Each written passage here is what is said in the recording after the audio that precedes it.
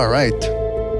Little short intro here. We got a lot to get to here. Welcome everybody to the BD Boxing Podcast, broadcasting to you live from the true north. This is your good friend, Mr. BDA, and I sure am glad.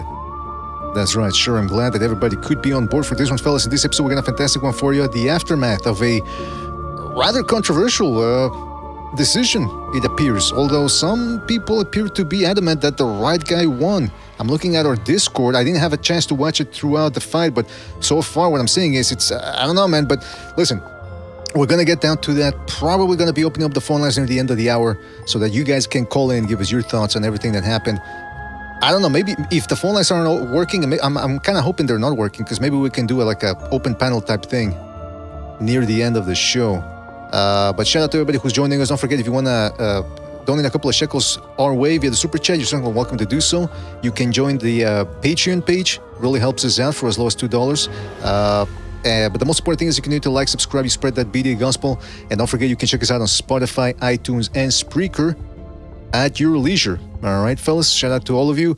All right, now let me, all right, so let me just get here, invite the people, and then we'll get started. Again, this is, it's not the first time we've been through a rather controversial decision. I'm willing to admit, look, I'm going to tell you right off the bat, I wasn't scoring the fight, but I thought Bivol won it. However, it's not the first time that I've seen a fight and then I rewatch and I go, you know what, I think the other guy, or I think it was closer than expected. But this one, throughout the fight, I was watching and I'm thinking, Beterbiev's not doing enough. So, I mean, I've been watching boxing for over 20-something years. I know what I'm watching. So, what's going on here? As always, I'm very curious to hear what people have to say, the other people, especially the people that I trust the most, which is, you guys, the audience, and of course the panelists as well. And we're going to try to get to the bottom of this, see what happened. I see we've got Recognize jumping in. While I'm not calling, hold on, I think it's going to take us, okay. Recognize, did you watch the fight, first of all? And if you did, before we get into what happened, how, the technical aspects, do you think the right guy won? Look, my personal scorecard, I was watching it over in Sober's Discord. We paid for that, just so that you guys know that. We all paid for it. Goes without saying. Okay, so I was watching it. I scored the fight 6-6. That's what I scored it. I ended up having it 6-6. If you want to give a slight edge, maybe Bivol, but here's the problem, that if I had to be a little bit analytical when it comes to how you score boxing fights, a lot. He gave up a lot of the real estate in the ring to Beterbiev. So there was a lot of close rounds where those punches, I don't know what the final punch that was, but it seemed close to me. Where he spent a lot of times moving back. So in other words, Beterbiev will come forward, Bivol will leave, and a lot of times get caught in those exchanges too, get caught going backwards. I think if I had to guess, it looked like Bivol landed the overall shot, more shots, but it looked like Beterbiev landed the cleaner shot. Okay, so the cleaner punches were landed by him, or the more effective punches. And that should be of no shock. I personally had it a draw. A couple of people on Sober Stream, I think they had it like very close in favor of Bivol. There's some people that thought Beterbiev won. Very close. Me personally, I thought it was a draw. I don't really have a problem with the decision. Maybe that 116, 112. Yeah, well, I got to check the scorecards, but everything Which you're saying, works out to 8 rounds to 4. I probably don't agree with that. Sorry. I thought I had a connection issue here. But what you said about him giving up too much ground, somebody else in the Art L in the chat said the same thing. So I think isn't it? I mean, some people think it's a robbery. Isn't this what you were saying? Because I saw every time Beterbiev landed something, the Sheik was very happy. Right. So I don't know. Is there? Are we all here? They're both Muslims, boxing is corrupt, but to me, this is not the fight where I'm like, it's a total robbery. You know what I'm saying? It was a close fight. It's like one of those fights where you can make a case for a rematch if they wanted to. Easily make a case for. I didn't see Beterbiev land any significant shots throughout almost all of the fight. At the end, okay, sure, he was landing some body shots. But before that, in the middle rounds, he wasn't doing anything. He was just touching Bivol's gloves, not throwing a single body shot when the body was right there. I mean, in my opinion, it looked like Bivol was the one having the ring generalship. Well, okay. The Beterbiev not landing those big shots to the body or upstairs consistently, I give credit to Bivol for that. Yeah, I give it to Bivol. I mean, he never truly lost frame. I think he just at times gave up too much ground. If that's the argument I have to make, if I had to make an argument against him, that would be my argument towards him. I'd be like, there was times where you had to give up ground. I mean, it's easier for me to say that on the outside looking in. But that's my argument against you. I'll say this, though. I'll say this. Well, actually, I'll say it after I read the super chats. Hopefully, you guys can hear me because for some reason the connection is... Bucho, the OBS, can you hear me? Bucho, can you hear me? Yeah. The OBS keeps fluctuating between green and red. I don't know, should I... It happened to me yesterday. And what I did, I closed it and I reopened it. So what do? I think I'm going to do that now, man, because I don't want to have to go through this all fucking night. So close OBS completely and then let the people decide that. People are saying the sound is perfect now, so keep it like this. If not, then you have to fucking restart. Yeah, because if you guys can't hear me, though, because that's what happened. I thought... Right now I can hear you, man. Now it's fine. All right. Well, listen, let me read a couple of super chats and then we'll see what happens. Hold on a second. Shout out to... Hold on a second. Where's the super chat? All right. Shout out to... Oh, shit. Okay. A lot of people donating. Shout out to everybody in the chat. Really appreciate it. Where's I got to keep talking so you guys don't think I'm cutting off. All right. Shout out to Rafael Garza for his contribution with the super chat. He says, Bivol adopted the ass clean sweep Arthur. Whoa. Okay. So Rafael believes Bivol adopted the ass style, the American slick style, which is running around the ring, clinching. Fluffy Toasters 89 says, Arthur whooped that boy. All right, so that's right there. Or Beterbiev, rather. LL. Beterbiev said, I left with his belts and his girl. No, he didn't say that. He didn't say that. Shout out to Paper Tiger for his contribution with the super chat. He says, not doing enough is the viewer's bias and offense. Offense. Yeah, it only matters who lands harder and more. We know who has better punching technique. Computer is BS. I don't know what computer means, but and I don't really... Paper Tiger... CompuBox or something. Yeah, or maybe... Yeah, I think he's giving credit to Beterbiev for landing the hard shots. I'll say this, man. There's a lot of people divided in the chat. Now, I thought Beterbiev was going to win. So is it possible that because he did less than expected, maybe that's why I thought, Bivol actually was winning the fight. However, I will say this, though, and it's a question. If indeed Beterbiev was really whooping that guy, how come his corner were imploring him from the 6th round on? Yeah. I know you're tired. It seems like they saw something differently than the people that were saying Beterbiev won. I don't know, man. What do you guys think? I mean, there was urgency. Is that because they thought it was a close fight or because he was losing? I don't know. I think it's because he was losing. By the way, just a reminder, one judge gave it 114, 114, the draw, right? 115, 113, and 116, 112. 116, 112. Does that make sense to you, recognize? Or BDA? I mean, 115, 113, I could see it. I could see it. 116, 112. The 116, I'm sorry, BDA, go ahead. I didn't hear you for a second, but go ahead. Yeah, the 8 rounds to only giving 4 rounds to Bivol. I mean, look, I'll say this. Because I remember there's been fights that are competitive and then there's a white scorecard and people go, that's insane. But here's what could happen. Just because one judge gives the round to a guy doesn't mean that the guy he gave the round to dominated. It could be that the rounds are so close, but he chooses to give a guy 5 rounds straight.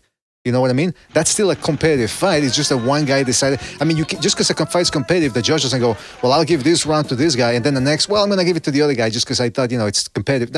Some judges, they like a specific thing based on the criteria more than another piece of the criteria, and they give it to another guy 5 rounds straight, even if they are competitive rounds. So maybe that's what happened, but that's, again, I reiterate, that's not what I saw. Oh, we got somebody. Yeah, exactly. And then we have Herna in the chat says, "Did y'all not see Bivol's face? Boxing casuals. We're going now to the face. We've seen these in other fights. Look at the face. The face says it all. I I mean, mean, that's the not how it It works. face. is Sure, kind face. of look. I'm not gonna totally dismiss the face, right? Like a guy could. Okay, so this was a close fight. So if anybody said, let's just say you thought Bivol won pretty comfortably, or let's say somebody said, I don't even think it was really that competitive. I'll be like, yeah, look at his face. His face tells a different story. In 2 rounds, Beterbiev can turn your face like that. In Yeah, 2 fucking rounds. That's how hard he hits. So he came yeah, down yeah. to 11 and 12. He took over. I mean, and a lot of that damage maybe came from those 2 round specialties. So I don't know, man. You gotta So love I it though. can't You gotta really. you gotta love it. You 8 gotta rounds love still it when count. people. You gotta love it when people say call other people casuals, and then they bring up the most casual take. Look at the face. Look at the damage. Yeah, Let me that's see one. the face. No, but listen. I'm looking at the scorecards here. Yeah, once. Let me put them up on the screen again. It was 116, 114, 114 draw, obviously, 115, 113, and 116, 112 for Beterbiev. So a majority decision. Now, I will say this Bivol, I give him credit, man, because he didn't bitch, he didn't moan, he kept it professional. Now, whether he's going to bitch and moan backstage is another thing. Because remember when After? Deloya, yeah, because when Yeah. Deloya lost to Trinidad, he was acting all smiles. He was all smiles, saying, it happens. And then backstage, he's like, the camera's caught it. It's like, what the fuck is going on? I won that fight. So, but I do give Bivol credit because he said, no excuses. I didn't see the fight. I only came here to do my job. But he didn't sound like he was capitulating that he lost the fight. So, He's in I shock. don't know. Okay, I'm gonna read you some stats real quick, BDA. Okay, these are Sure. the punch stats. How accurate these are, I don't know. Okay, so I'm gonna read to you right now. So the punch. Oh shit. Never mind.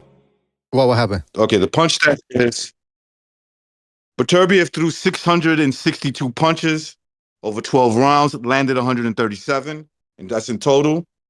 Bivol threw 423, landed 142, so the 5 more total punches. So he landed at a higher percentage, obviously.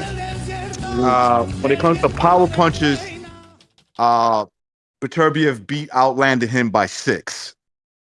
So it's an even fight. Like if you didn't see the fight and you just Yeah. read the punch stats, you'd be like, yeah, that's a fucking even fight. A lot of those, he was throwing that lazy jab. I'm talking about Beterbiev, that lazy jab. They counting that as a punch, and then he's throwing like a bunch of punches, like a flurry, and it's all landing on Bivol's guard. All of it. I'm not even saying You mean all of it. Beterbiev? Sometimes Hold on, they you do meant you mean Beterbiev? Hold on, you mean Beterbiev's that's guard? counting like a fucking landed. You mean Beterbiev's guard? You said Bivol's Beterbiev. guard. Yeah. Sorry. Beterbiev. He's throwing all these punches, and they're not landing on anything significant. Okay, let me just clarify Are to they people. counting those? Let me just clarify to people because now it's all chopped up what you said. But Bucho's saying that Bivol would flurry, and that a lot of that would land on Beterbiev's gloves. So not much was landing. Right. That's what you said, right, Bucho? Okay, so I mean, the evidence to that would be look how clean relatively was Beterbiev's face throughout 12 rounds. So, like, I understand what Bucho's saying. Yes, I understand what Bucho's saying there. And then, yes, we all saw Beterbiev take over in the last maybe 2-3 rounds. He was throwing a lot of punches then, but he was too late, in my opinion. And those punches, of course, you're going to add them to the overall total count. The copy box number. But right now, in my opinion, he didn't really do that much. Send it to BDA. Yeah, I'm sorry. Go ahead. No, I was just saying that I'm going to rewatch the fight. Like BDA said, there's many instances where you watch a fight and you think it's a robbery, then you watch it again and you go like, well, it was closer than what I thought. But then again, we have a scorecard that says 116, 112. And I see a lot of people in the chat saying that that's how they had it, 116, 112 for Beterbiev. So again, I have to rewatch the fight. Right now, I think it's a fucking robbery. You know what, man? I'm seeing a lot of people saying Bivol won, and I'm seeing some people saying Beterbiev. So it's not like, what's the word I'm looking for here? Like, for example, one of the last controversial decisions that really got a lot of fire or lit a fire was the Lomachenko Haney one. That was most people were saying Loma won that one. It was one guy backing the other guy up. in this one and landing the harder shots consistently throughout the fight, not just starting in the eighth round. So I don't know what to make of this. All I'm saying is I'm relaying to you what the people in the chat are saying. Some people are saying Bivol clearly. Some people are saying Beterbiev clearly. Shout out to Recognize for sending me the punch stats. Now let me just read a couple of super chats here real quick. Shout out to... Yeah, that's the punch stats. That's in total. Shout out to Paper Tiger. No, hold on. That here we already. Shout out to Frankie Sands for his contribution with the super chat. He says, Bivol won. I give Beterbiev...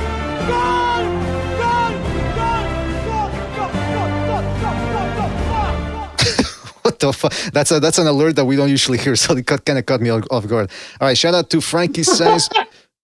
Shout out to Frankie Sands for his contribution with the super chat. He says, Bivol won. I give Beterbiev 4 or 5 rounds, being nice. All right, so one person, we got one super chat here with the Bivol clearly winning thing. Rafael Gansa, shout out to Rafael Gansa, says, I don't want Canelo fighting Arthur. I get the feeling neither does Canelo. Shout out to Rafael. And shout out to Earl Stevens for his contribution to super chat as well. He says, the Muslims staying on code. I saw either a draw or Bivol winning 7-5. They're not on the path of the Crimson Cross. Well, few people are, Earl, but shout out to you. Thank you for your contribution, man. Really appreciate it. And so that's another person saying Bivol should have won. Ray Johnson, shout out to Ray, as in king in Spanish, says, I showed the alert. All right. Shout out to Ray Johnson for his contribution. Says, Beterbiev won. You guys are brainwashed by Mayweather's running. It's sad. Well, I mean, Mayweather used to run one punch at a time in clinch, so it's certainly not the same. That was I had Yasta. it a draw. I don't. Bucho had. I have it a draw. Bucho has it. I think he had like 116, 112. Seriously. No, I can't see. No way he won by 4 rounds. I don't know what's going on here, man. This is no. Weird. I have to watch the fight. I mean, I'm telling you, I was even my pick was Beterbiev by stoppage round 10. So it wasn't like I was rooting for fucking Bivol or anything. I was fucking yelling at like hit the body, hit him in the body. I was like so disappointed. And then he gets the decision. No, I cannot accept. Yeah, this is the. I have to watch the fight again. But no way either guy won by a wide margin. No way. 116, 112. That makes more sense than 116, 112 for fucking Beterbiev. That makes more sense. 115, 2 judges had it for Beterbiev. So none of the judges saw it for Bivol. None. I gotta finish reading the super chats here. That's not shocking. I gotta finish reading the super chats. One judge. I gotta finish reading the super chats. Yeah. Shout out to Chris K for his contribution to the super chat. He says, tough call. Neither guy seemed to turn it up. All right. Shout out to Chris K, aka Undercoveration, for his contribution with the super chat. And shout out to Jacques Cousteau for his generous contribution. They're all generous, but I'm just saying that this one comes in the pink color, which means it's something special. And it says, I just won $1,500 on Beterbiev decision. Hedged it with the money line. Yeah, I was going to say that people who bet on that made a bunch of money. That was a good one. But nobody expected it. No way. I put on MGM. I put $100 on Beterbiev decision $650. Wow. Who would have thought about yeah. Good for you guys, man. Good for you. And it was a robbery. It was a robbery. No, but don't act like you fucking you won because of the robbery. You won because of the robbery. I put multiple bets. I just happened to hit. I know. Yeah. But it was a robbery on top of that. I just happened to hit one. That's all that happened there. You hit a robbery. That's fine. Let me keep reading the super chat here real quick. Yeah, robbery.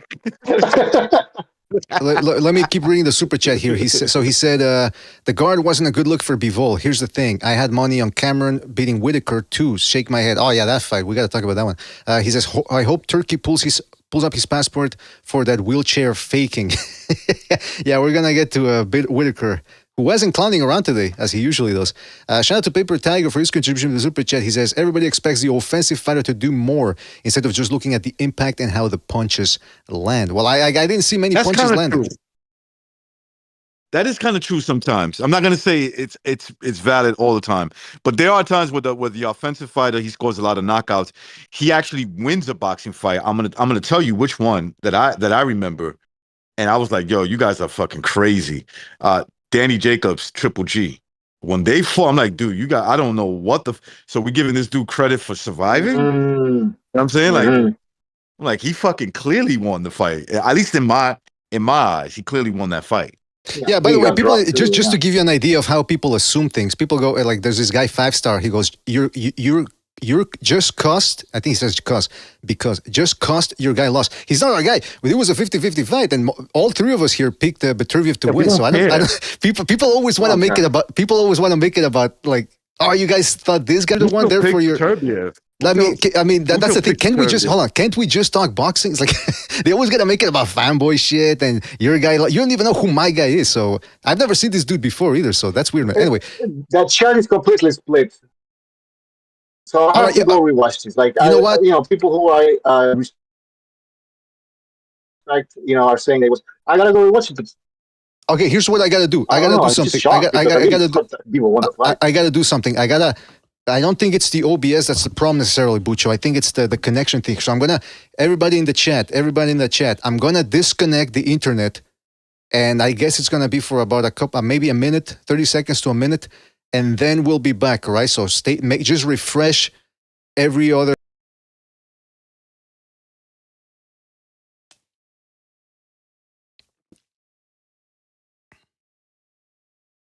All right, I think we're back. Can you guys hear me? The fuck? Bucho, can you hear? Can you hear me, man? Hello? All right, these guys can't hear me. Hello, can you hear me? Can you guys hear me? Yeah, I hear you, Bucho. Bucho? Mr. Bidet. Put some respect on Mr. Bidet's name. All right, shout out to everybody in the chat. I think we're back, and I think it looks so good so far. So just make sure to refresh your stream, all right? Refresh your... We're back, and we still black. That's... all right, that makes no sense, man. But what was I going to say here? I don't know. Okay, so Bucho, I think, you know what, you know what I think we need to do? We need to start a poll. I think that's the only way to get to the bottom of this. So... meanwhile, recognize. Meanwhile, if you can recognize, just break down a little bit of how you saw the fight, something that surprised you, or something that didn't work for either guy, or just break it down. Meanwhile, I'll create a poll. What I kind of underestimated was Bivol's ring IQ, just a little bit. Okay, don't get me wrong. He backed up when he needed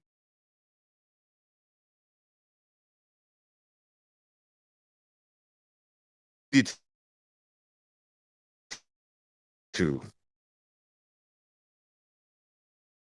Frame. He got out of the way when he needed to. He needs to spend more.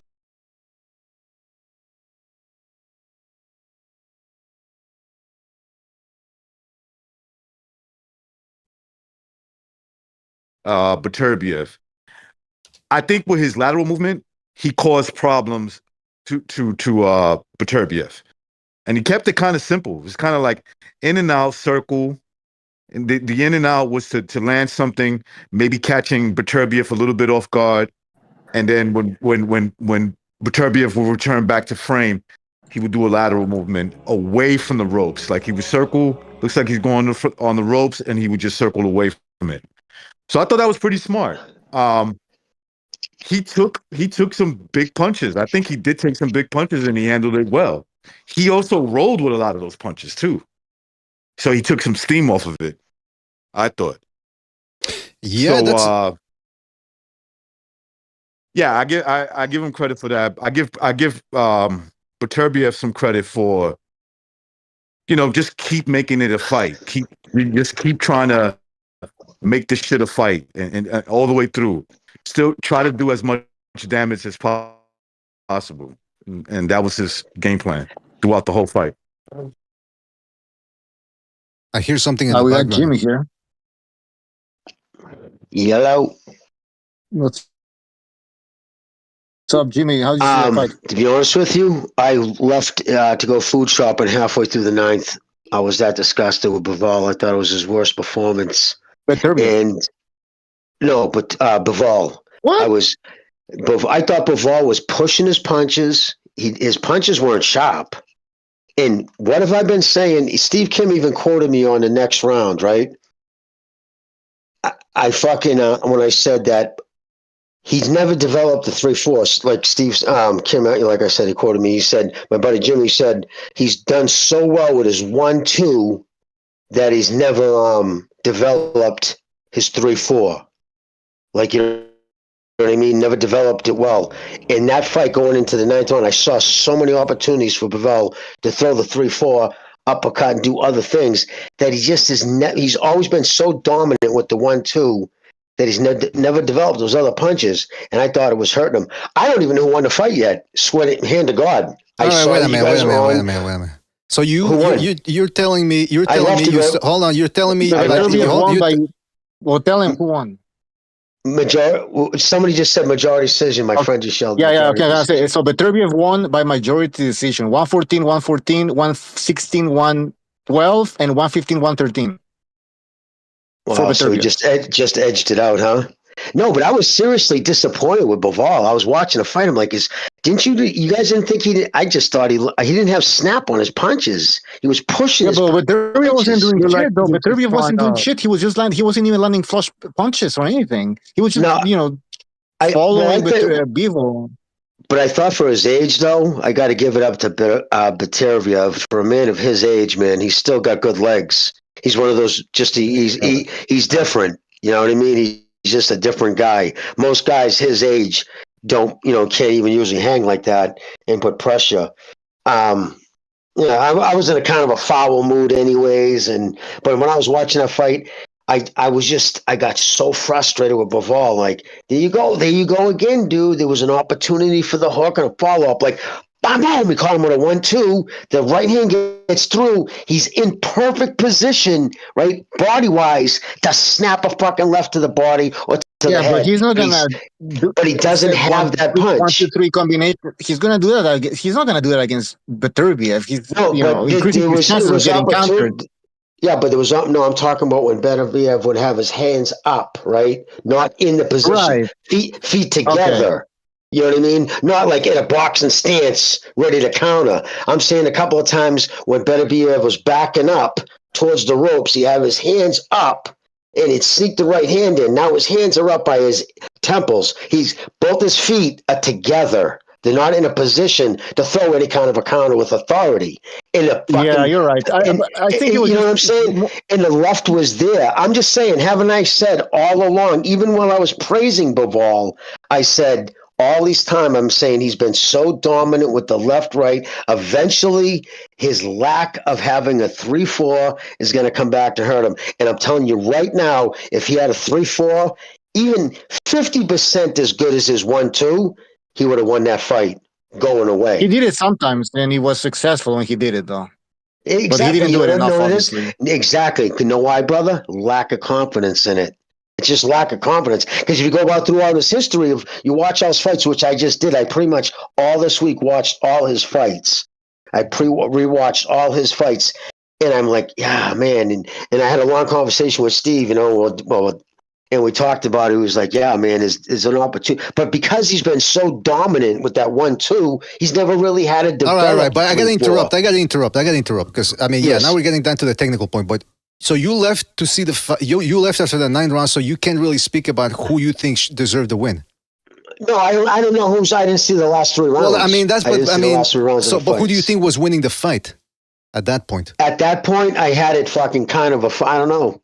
I was kind of aggravated. I kind of had it a draw at that point.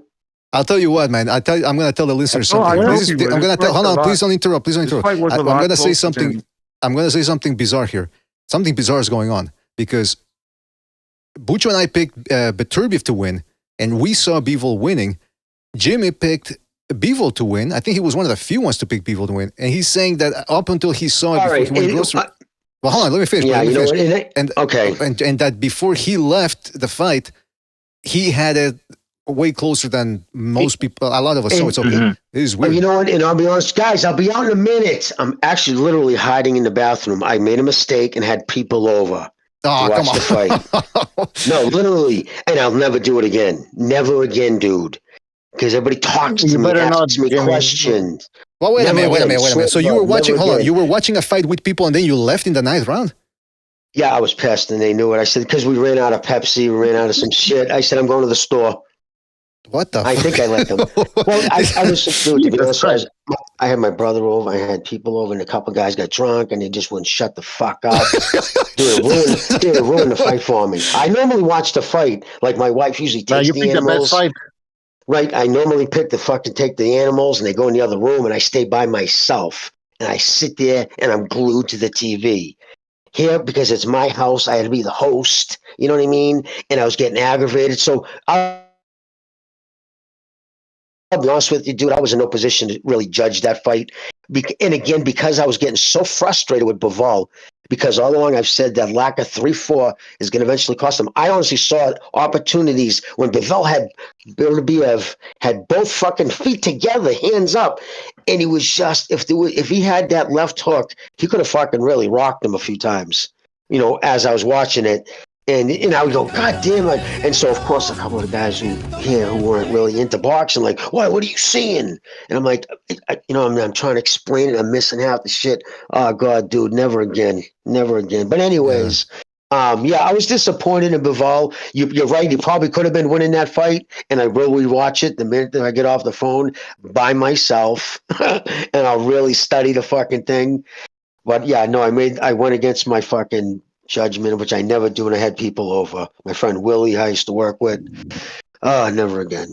But anyway, what do you say? What do you guys really think that Bivol was winning? Well, first of all, no, I was going to say. I got to rewatch. Go ahead, BDA. I was going to say, Jimmy. I don't think it was a robbery, Jimmy. Let BDA say. Let BDA say, because I think his mic is very low. Go ahead, BDA. Can you guys hear me? Okay, that's the thing. Can you guys hear me? I can barely hear you, Mr. BDA. I'm sorry. I put your volume on my end. Yeah, you gotta raise my volume. Right click on my. I have you on all the way up. For fuck's sakes, no. I'm gonna have to boost it myself. I'm gonna have to boost it myself. All right. I can hear you, but it's on the low end. How about now? How about now? It's the same thing. Same. Same for me too, bro. All right. Well, I don't know what to do about that. Go ahead, BDA. I was gonna make a stupid joke, so now I'm gonna have to read some super chats. But shout out to the Hand History Vault for his contribution with the super chat. He says, hey, what the fuck? Where is it? Okay, he says, Arthur never showed urgency to finish Bivol, even though he had Bivol hurt many times and on the run. What's your and the panel thoughts? Is that not odd? Shout out to Han History Vault. I'll say this, man.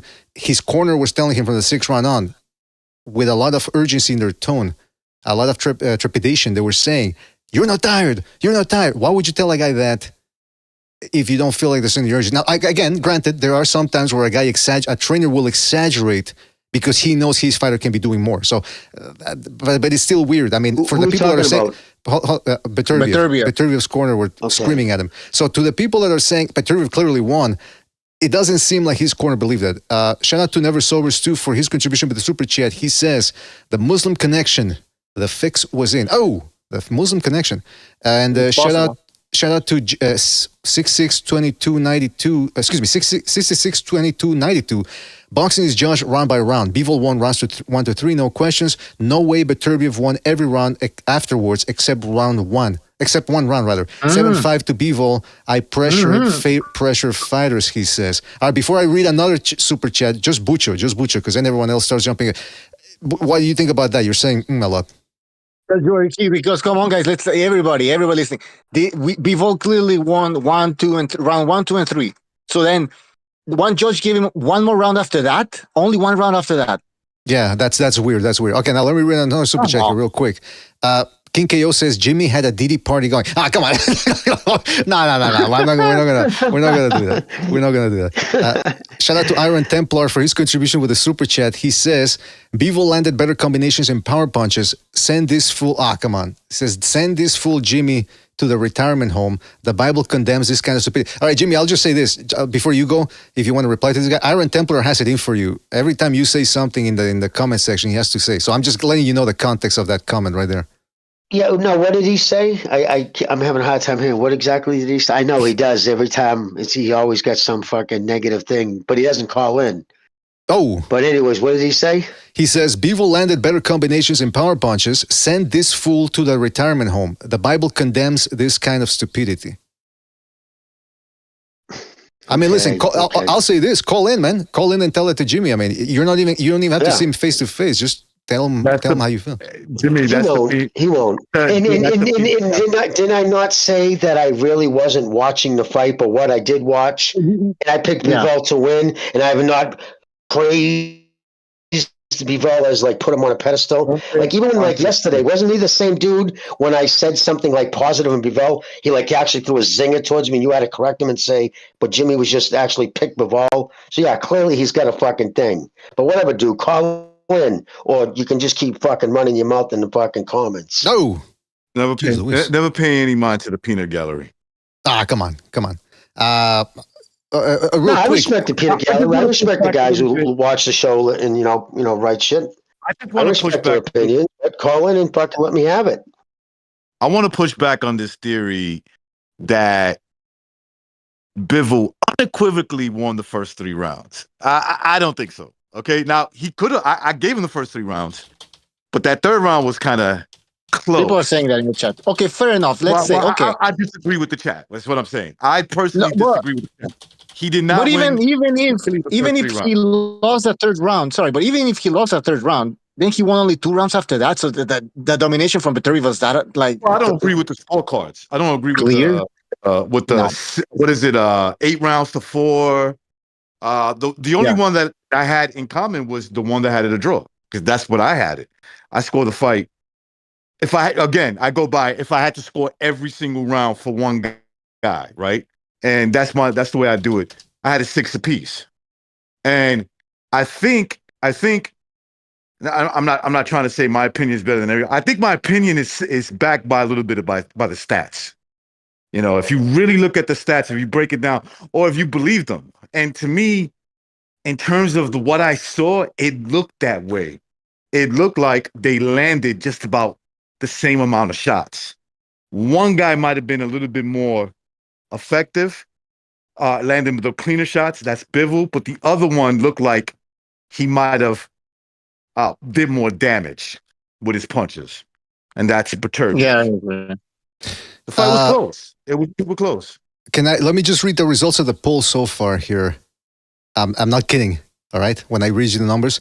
It's almost 50. It's 50-50 right now. It's changing by the second, but it's 50. It's literally 50-50 right now, man.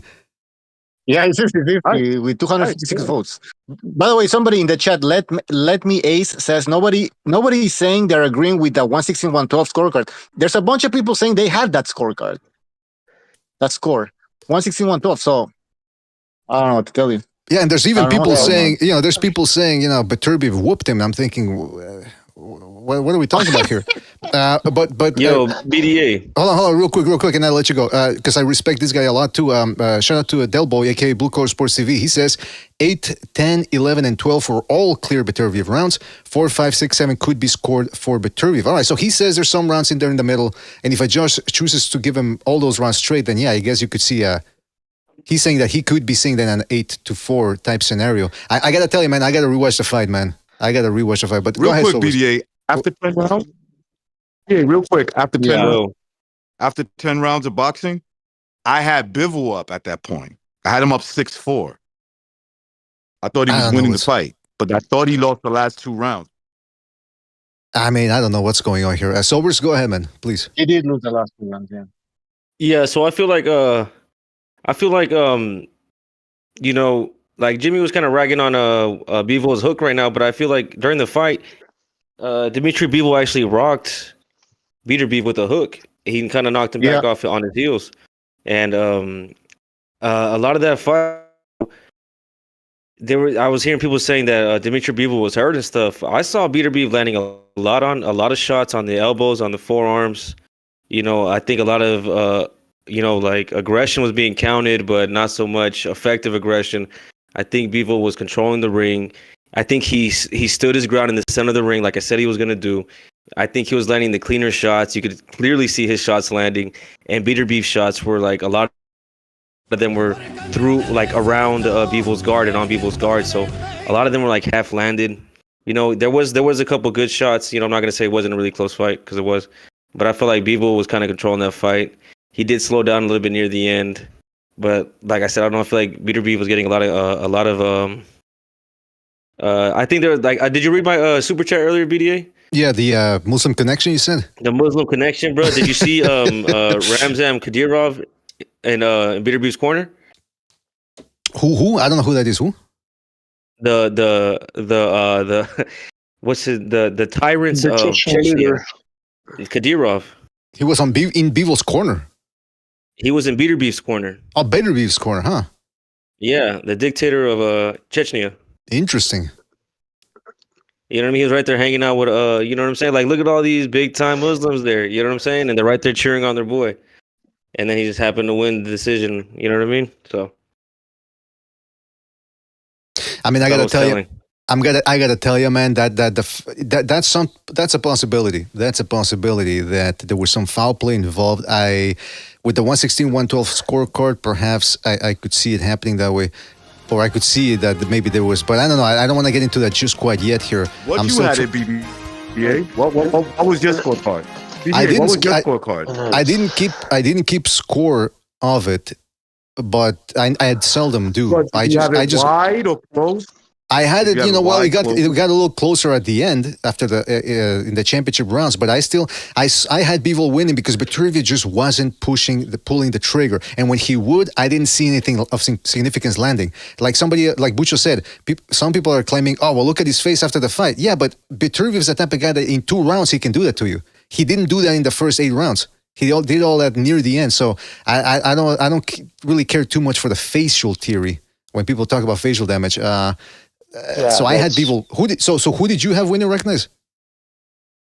I had a draw. A draw, okay. I had to fight a draw. Well, Mr. BDA, I gotta say, so I love my brother and this other dude who was here who actually I respect. He knows boxing. Uh-huh. You know what I mean? He's been around his whole life too. And when I just asked him, everybody just left, and when I asked him, I said, "So who do you think won the fight?" And he didn't even hesitate. He said Bivol. Whoa. That's what he said. So I do respect that kid's opinion, and he said Bivol. But you see, that's a weird thing, Jimmy. My brother had it. My brother had it Bivol too. He had it. But he scores fights. Does a little different. He does the draw round. So he had it 6-5-1. So he had okay. Bivol winning by he was doing the Teddy Atlas, who gives 10 rounds all the time there into the fight. Yeah, that's my brother, bro. But Jimmy, can I ask you guys in those last 3 rounds at any time before I watch it, did he ever actually hurt Bivol? He shook him up. I wouldn't say he hurt him like, oh, but that's it. He shook him up a couple of times. He hurt him. I saw him hurting him with a body shot. I forget. It was way before the 10th. So I'm thinking the middle rounds. I thought he hurt Bivol with a body shot, but it wasn't that apparent. And here's the other thing, Jimmy. So Jimmy, you're saying that dude immediately said Bivol without hesitation. Bivol. Right. And that's what I'm saying here is I'm looking at the poll here that we did. It's 50-50, man. It's changing. Okay, sometimes it'll change 48% for one guy, or actually, excuse me, 51 for one guy, and then switch back up. It's changing second to second. It was that close, apparently, for some people, for a lot of people. It's that close that the people are saying Bivol, or some people are saying Beterbiev.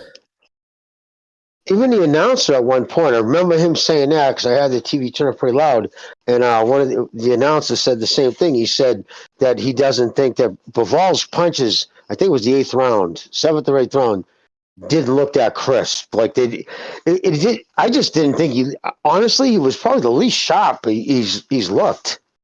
He's looked sharper, absolutely. I think honestly, what that is ring rust. Fucking lack of fucking fighting, man. He doesn't fight enough. But you know what, Jimmy? I was thinking to him too. I was thinking about Jimmy, that because. Oh, sorry. Go official. Go ahead. No. Go away, BDA. Go on.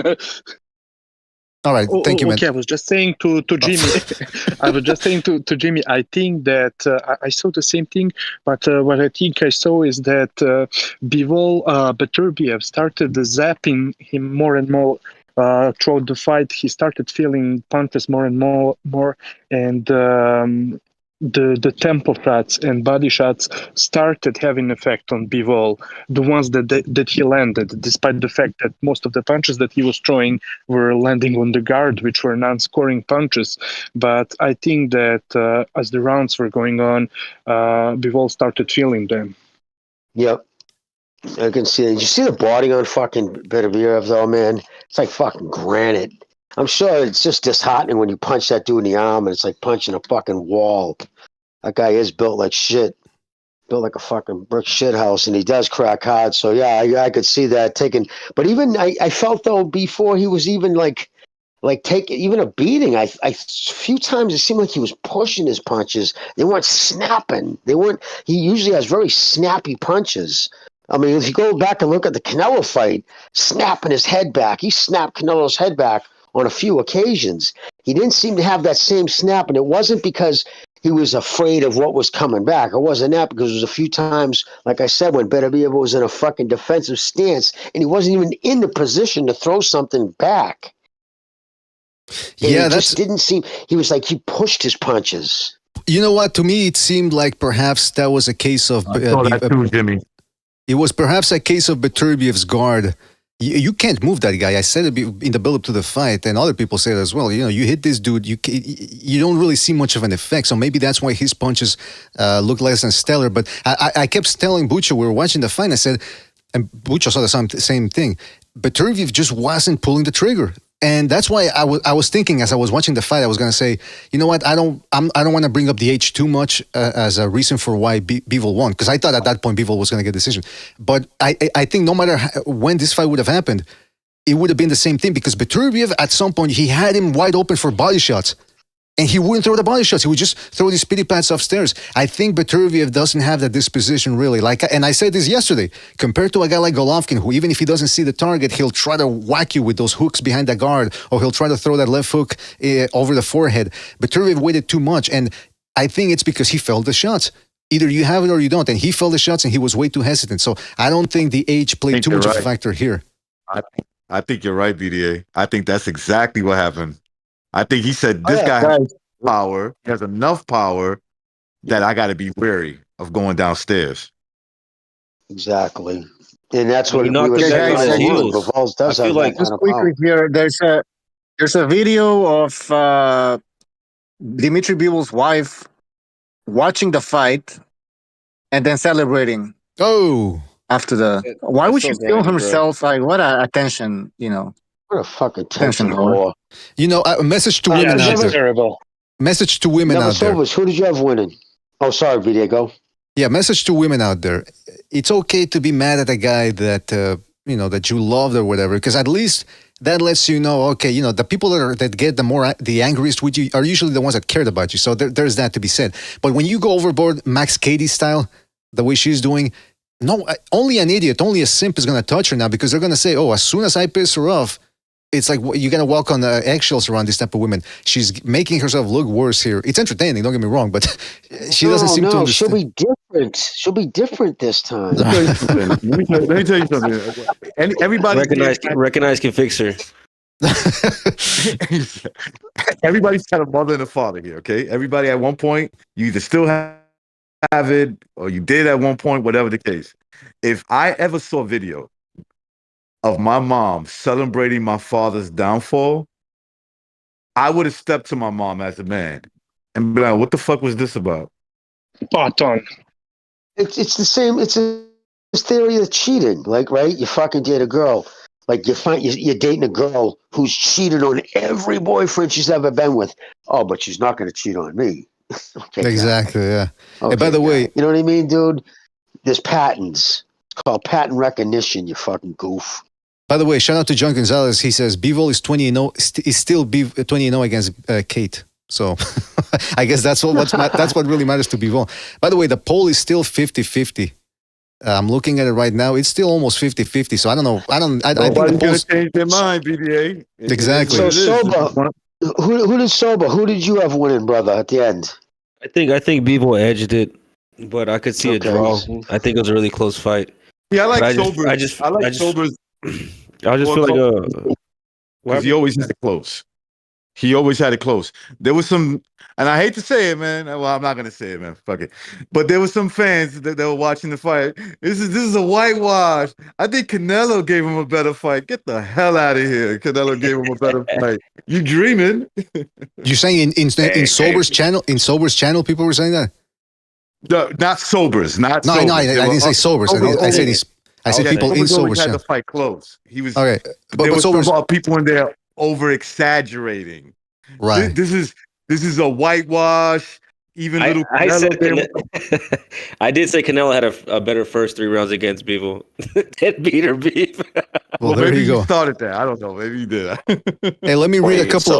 Let me read a couple of I thought super it was chats close. here. Let me read a couple of super chats here, please. Shout out to 662292 for his contribution to the super chat. He says, round 4 was close, round 3 was Bivol, but Beterbiev inactive early. I would love to hear judges reasoning round by round for once to have a good laugh. Yeah, you're never gonna hear these judges have to explain themselves. Believe me, they get sequestered away or they defer to their supervisor.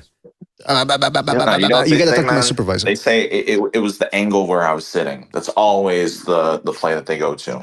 And by the way, shout out to real quick. Let me just finish. I wasn't. Let me just finish reading the super chats, please. Shout out to Trey Ason for his contribution. For joining the membership program. Shout out to him, new member. Shout out to Trey Ason, number 7. I think he's got a son in there too. So he's a solar guy. So shout out to him. And shout out to Iron Templar for his contribution with the super chat. He says Bivol only won to tame Overlord Beastmaster of boxing. The 2 best boxers in the world with Usyk in the 3rd. Big booty black girls for both guys. That's the reward you're gonna give them. Big booty. Makes no sense, man. Knock it, bro. Don't knock it. I'm not knocking it, but I'm just saying it's a specific, very specific reward. So shout out to Iron Templar and everyone else's super chats as well. Really appreciate it. All right, sorry. Aldo, you were going to say something? Oh yeah, actually, you guys were talking about your poll, right? I have a question before I get to my main point of why I wanted to hop on. What were most people's predictions, if you had to say? Were most people picking Beterbiev? I'm glad you brought that up. Yeah, I think. Let me just put up the real quick. Don't forget your other points, please. But I think I won't. It's good now to bring that up here, which is because I have to say the BDA poll is far different from what I'm seeing in the public perception. It seems massively different because I'm seeing. I didn't see the fight. Full disclosure, so I'm not giving my opinion. I'm seeing Get him out of here. reactions. a lot of people. I got some good points, man. I got some good points. I'm looking at it here, Aldo. LL Beterbiev, recognize Beterbiev, Frank Beterbiev, the Gons Beterbiev, Never Solvers, Bivol, split decision, Mr. BDA, that's me, Beterbiev, Chief Beterbiev, Jimmy Bivol. So you can see pugilist, Beterbiev, Jesus. So yeah, to answer your question, most people pick Beterbiev. Most of us pick Beterbiev. Most people pick Beterbiev by stoppage too. I believe almost to a man. I think everybody picked Beterbiev by stoppage, if I'm not mistaken.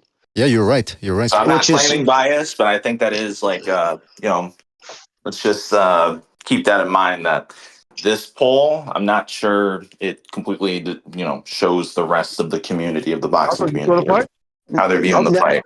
Because I checked online right before this. I was looking because I woke up. I was like, damn, it's over. And then I saw people saying robbery or, it was close, but I haven't seen anybody say like, oh yeah, Beterbiev definitely could have taken that. It's like, it could have been 7-5. It could have been a draw. But then you see the Bivol people and they're like, oh, clear robbery. So I think that's pretty interesting. But my point that I wanted to bring up,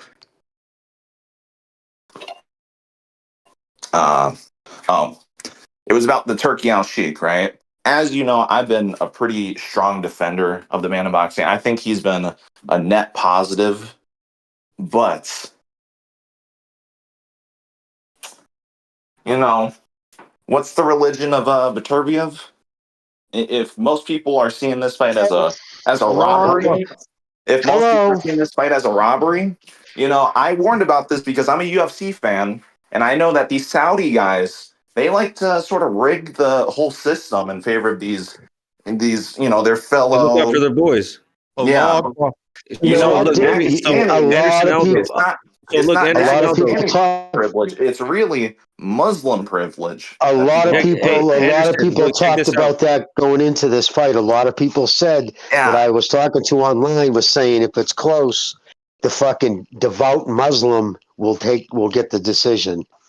But Yeah, check and this And I, out, we've Anderson. been Look, pretty lucky in boxing because at the top we don't really like in MMA, right? Even the lower class like Dagestan, not the champions like Islam and Habib, even the lower ones get this sort of privilege. But in boxing, we don't even see them at the top necessarily. This is like the first time when we've seen a God is good. major obvious Muslim, God is good. and Look, we got the nod in a Anderson fight Aldo. which most of the public thought it was a robbery. God is Anderson good. Aldo. Check God it is out, good. bro. Another thing, go ahead. So look, I was gonna say, bro, since you're, I said it earlier, bro. Like you said, you didn't see the fight, so you know who was in Beterbiev's corner after the fight? It was Ramzan Kadyrov, the Chechnyan dictator. Mm. Mm. So Nice. like, Well, adding on if to that, you're the a whole, I have to ask as well about this fight too. That's not the only thing that I've described about not just the judges. I was talking a lot about this, maybe not on the BDA show, but on Discords. I've been talking about the fact that Beterbiev has this habit of rabbit punching all of his opponents. Did he do that in this fight? I've seen some people describe it. He did a couple of times. Yeah, was he warned or anything? Not that I'm aware of. Well, I wanted to there say you that's go. why. I also So wanted to he- say that's why you didn't see Bivol hurt very much. You didn't see behind the headshots. Okay, because I was gonna say, in a close fight where most people think it's a, well, I'm just saying it's a close fight. I don't know, but most people think that Bivol should have got the win, and this guy's also known for cheating, and he got away with everything. Essentially, is what you're telling me. He Well, let was me- able to win a close fight where most people thought he lost, and he was able to land the few rabbit punches that he threw. Is what I'm hearing. I didn't Well- watch the fight. I'm going to. If BDA, if you're going to have a show in the next couple days, I'll join and give my opinion. But that's what I'm hearing. Is that true? Well, let me say this. I trust the people. First of all, hit the like, everybody. Hit the like. It really helps us out. Let's get it up to 150. I think we can aim for that. 150. It's not that it's hard to do. It's doable, everybody. 50 more people or about 40 something. Hit the like, please. It really helps us out. And we keep on with the show here. How about that? Now, in regards to the poll and the majority of people, who's the majority of the people picking? I'm looking at Twitter right now. Steve Kim says he had Beterbiev winning 115, 113. Also, I want to say, I trust the opinion of the people in our chat. Now, I'm looking at a lot of new names here, so I can't vouch for them, but for the familiar names, I trust their opinion. And I suspect that it would still be close to 50-50, the poll. Or maybe, because right now, the last time I checked, let me just check again, it's 53 for Bivol, 47 for Beterbiev. So Bivol has a slight edge now. So I guess your opinion that, what's his name? Bivol, that most people think Bivol won. For right now, on our poll, he's got a slight edge. Yeah, I was just talking about like the general. If you look in like the comment sections of any post about the fight, it's like the top comments will be, "Oh, Bivol was quick, deep dive search." Obviously, like it's not hard data or anything, but just what I'm seeing. I do also respect the opinions of most of the viewers because I think this is a more cultivated sample size, if that makes sense. But there have been plenty of times when I disagree with. Well, lot for of example, people I'm reading the comments. so. For example, I'm reading the comments in Steve Kim's tweet where he said 115, 113 Beterbiev. A lot of people are agreeing with him, and even those that disagree say that it was close. So it seems like some people are conceding that the fight was close. My thing is, a fight can be close, but a clear winner can still emerge. Like, for example, I thought Lomachenko beat Haney clearly, but it was still a very close competitive fight. It's not like Haney got embarrassed or anything. I mean, I guess you could make the argument that because he was a younger guy, he should have done better. But it's or like I give you a better example: Pacquiao versus Morales won. Thank you. Morales Pacquiao won. I thought Morales clearly won the fight, but it was very close. And Pacquiao, I think, swept the last 2 rounds. So it was like it was 7-5, but it was a clear 7-5 for Morales. So I'm just saying, from what I saw, from what I saw, even Beterbiev, here's the thing, even Beterbiev admitted it wasn't his best performance. So you got a bunch of people, even Bivol as well said, there's a couple of things I could have worked on. So it seems like neither guy was really all that satisfied with their performance. You're not gonna find two of the more humble, classy guys in boxing either. I mean, they really are, both of them. They're not, you know what I mean? They're not shit talking clowns. I just gotta take homage with one thing you said: the close fight. I didn't think Lomachenko-Haney was close.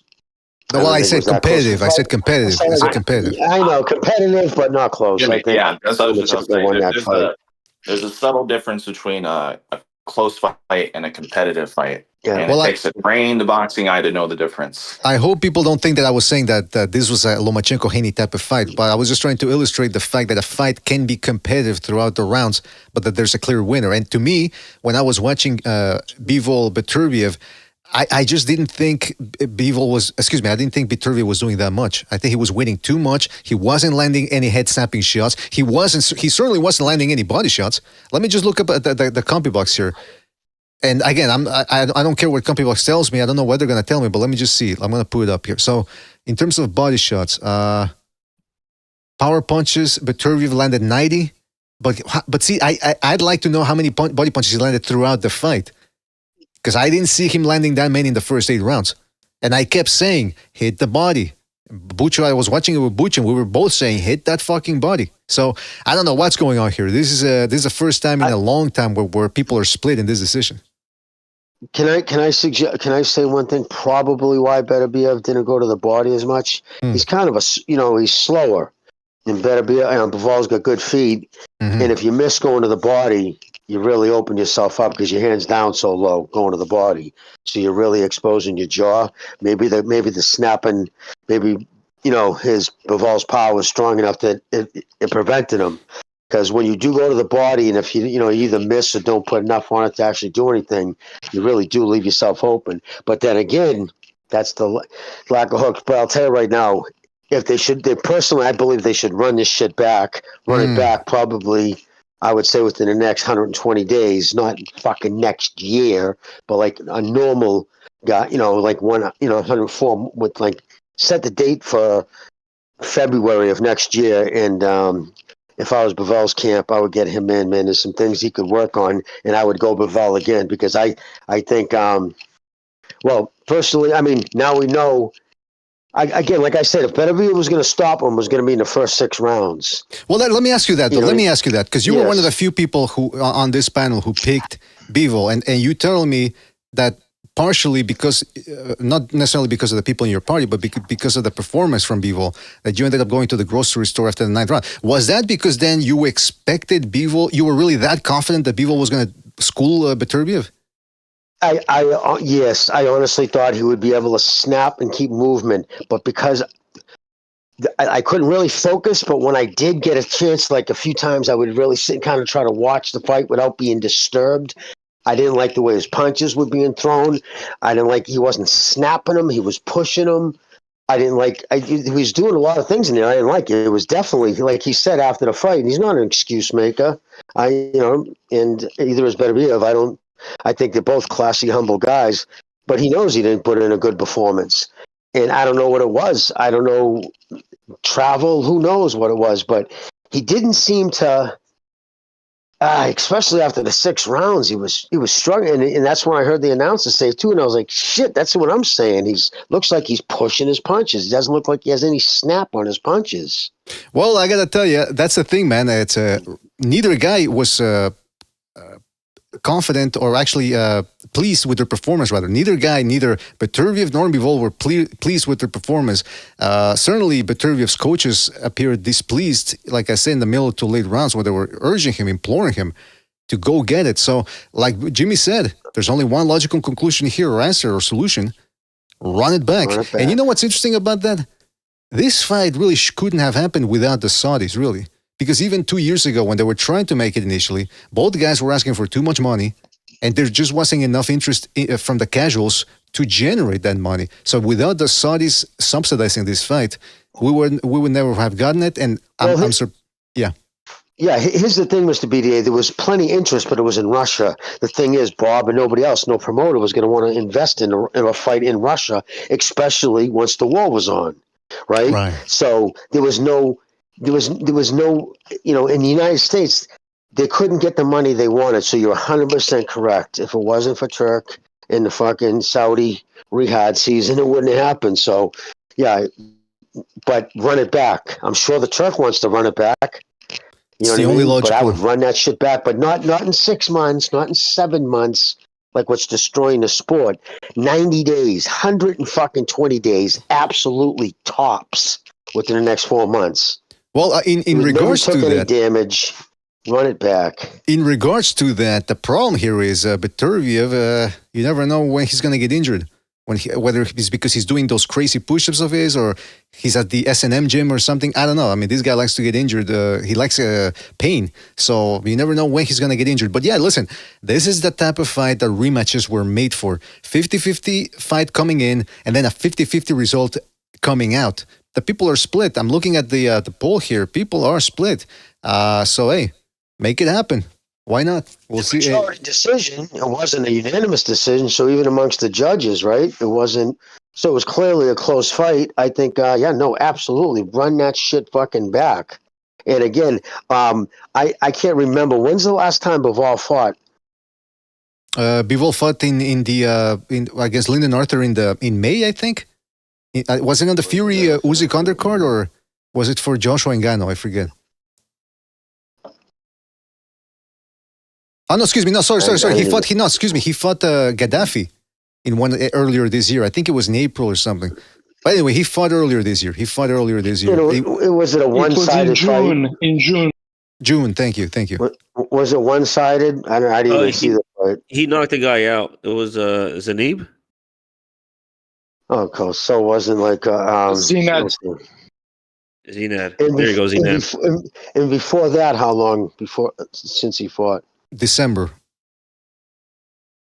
So okay, so he's yeah. The guy who had the longer layoff was Guys don't fight Beterbiev. enough. The guy who had the longer layoff was Beterbiev, who hadn't fought since January. Then he got his ass injured, and then finally we got the fight now in October. But yeah, listen, run it back, man. Because I mean, we talked about this fight now ad nauseum for about an hour. I don't think the results are not going to change. So just make it, just do the rematch. Now, the thing is, like I said, a lot of the people that were picking Bivol were mostly picking Bivol because of Beterbiev's injury. So you got to keep in mind, this January, he turns 40. And like I said, he keeps getting injured. So like Jimmy said, man, make it now. Don't over-marinate it. Don't talk about, it's got to happen now, pronto. The sooner, the better. Exactly. To your point, going into June, the first scheduled to fight in June, Beterbiev was the slight favorite to win the fight. As in, going into this fight, Bivol was. Yeah, and for the people who think that like running it back and within 90 days is ridiculous, the fucking trilogy with Mickey and Gotti happened within 18 months. Yeah. So they had all three of those fucking bloodbaths. So they averaged a break of 6 months in total. Yeah, it was every 6 months. Yeah, every 6 months they fought. And it was only because they needed a bunch of injury to heal. There was all kinds of stitches, dental work. There was fractures, fucking ruptured shit. I mean, they were really injured after each fight. They would have ran it back even sooner. But yeah, no, run this shit back. January, February, the absolute latest. Try to get it in before fucking Beterbiev's 40th birthday. They both stay in, better fighting shape. It would be better for Beterbiev too at his age to run it back sooner. Again, to Mr. BDA's point, as long as he's not injured. But run that shit back. I'm curious though. Go running it back. I wonder if everybody who was picking Beterbiev by stoppage, if they would pick him by decision this time. I gotta tell you, I'm looking at.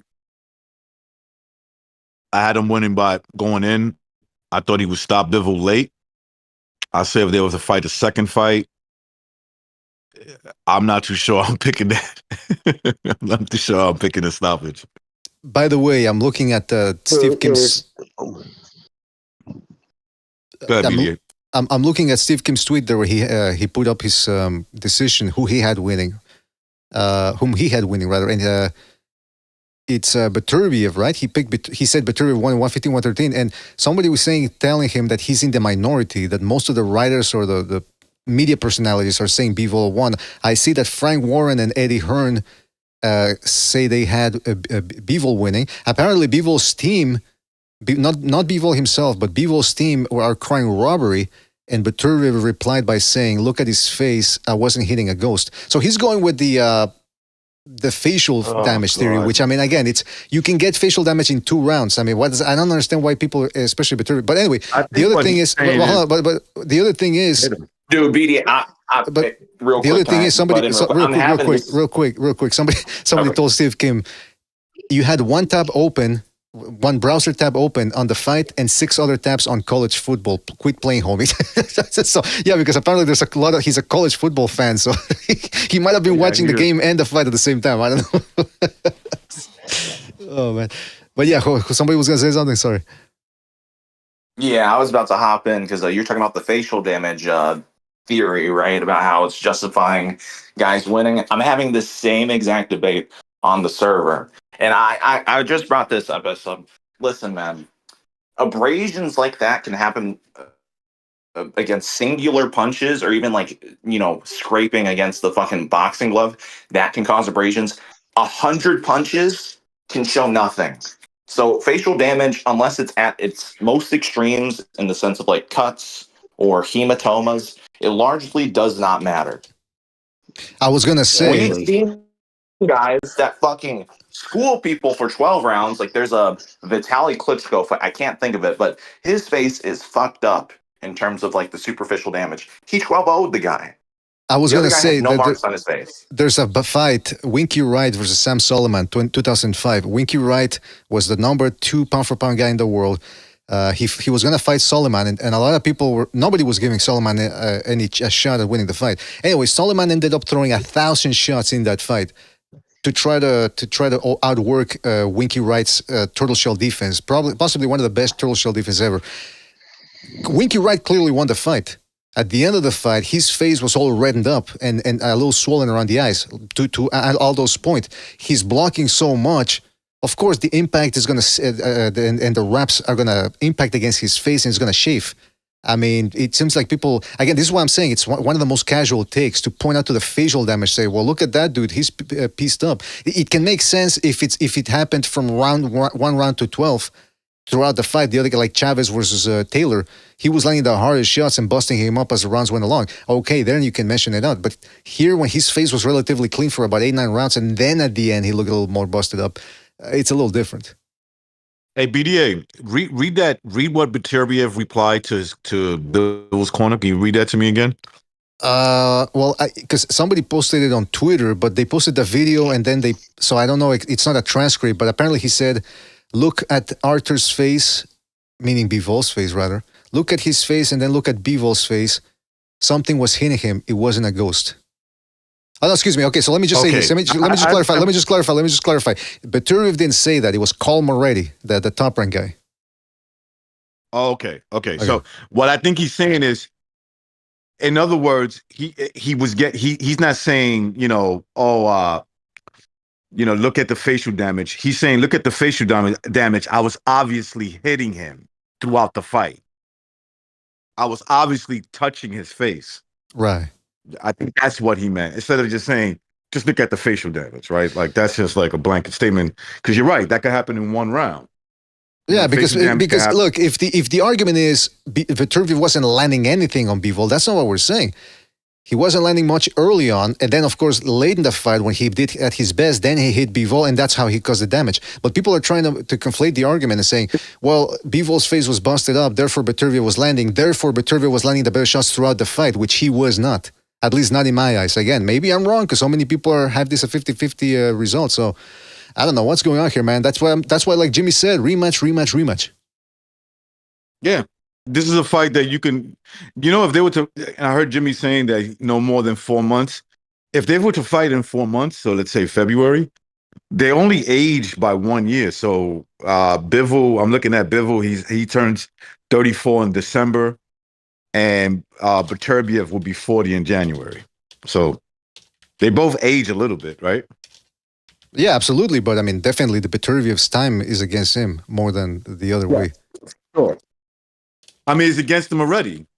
39, right? He's almost 40. Yeah, exactly.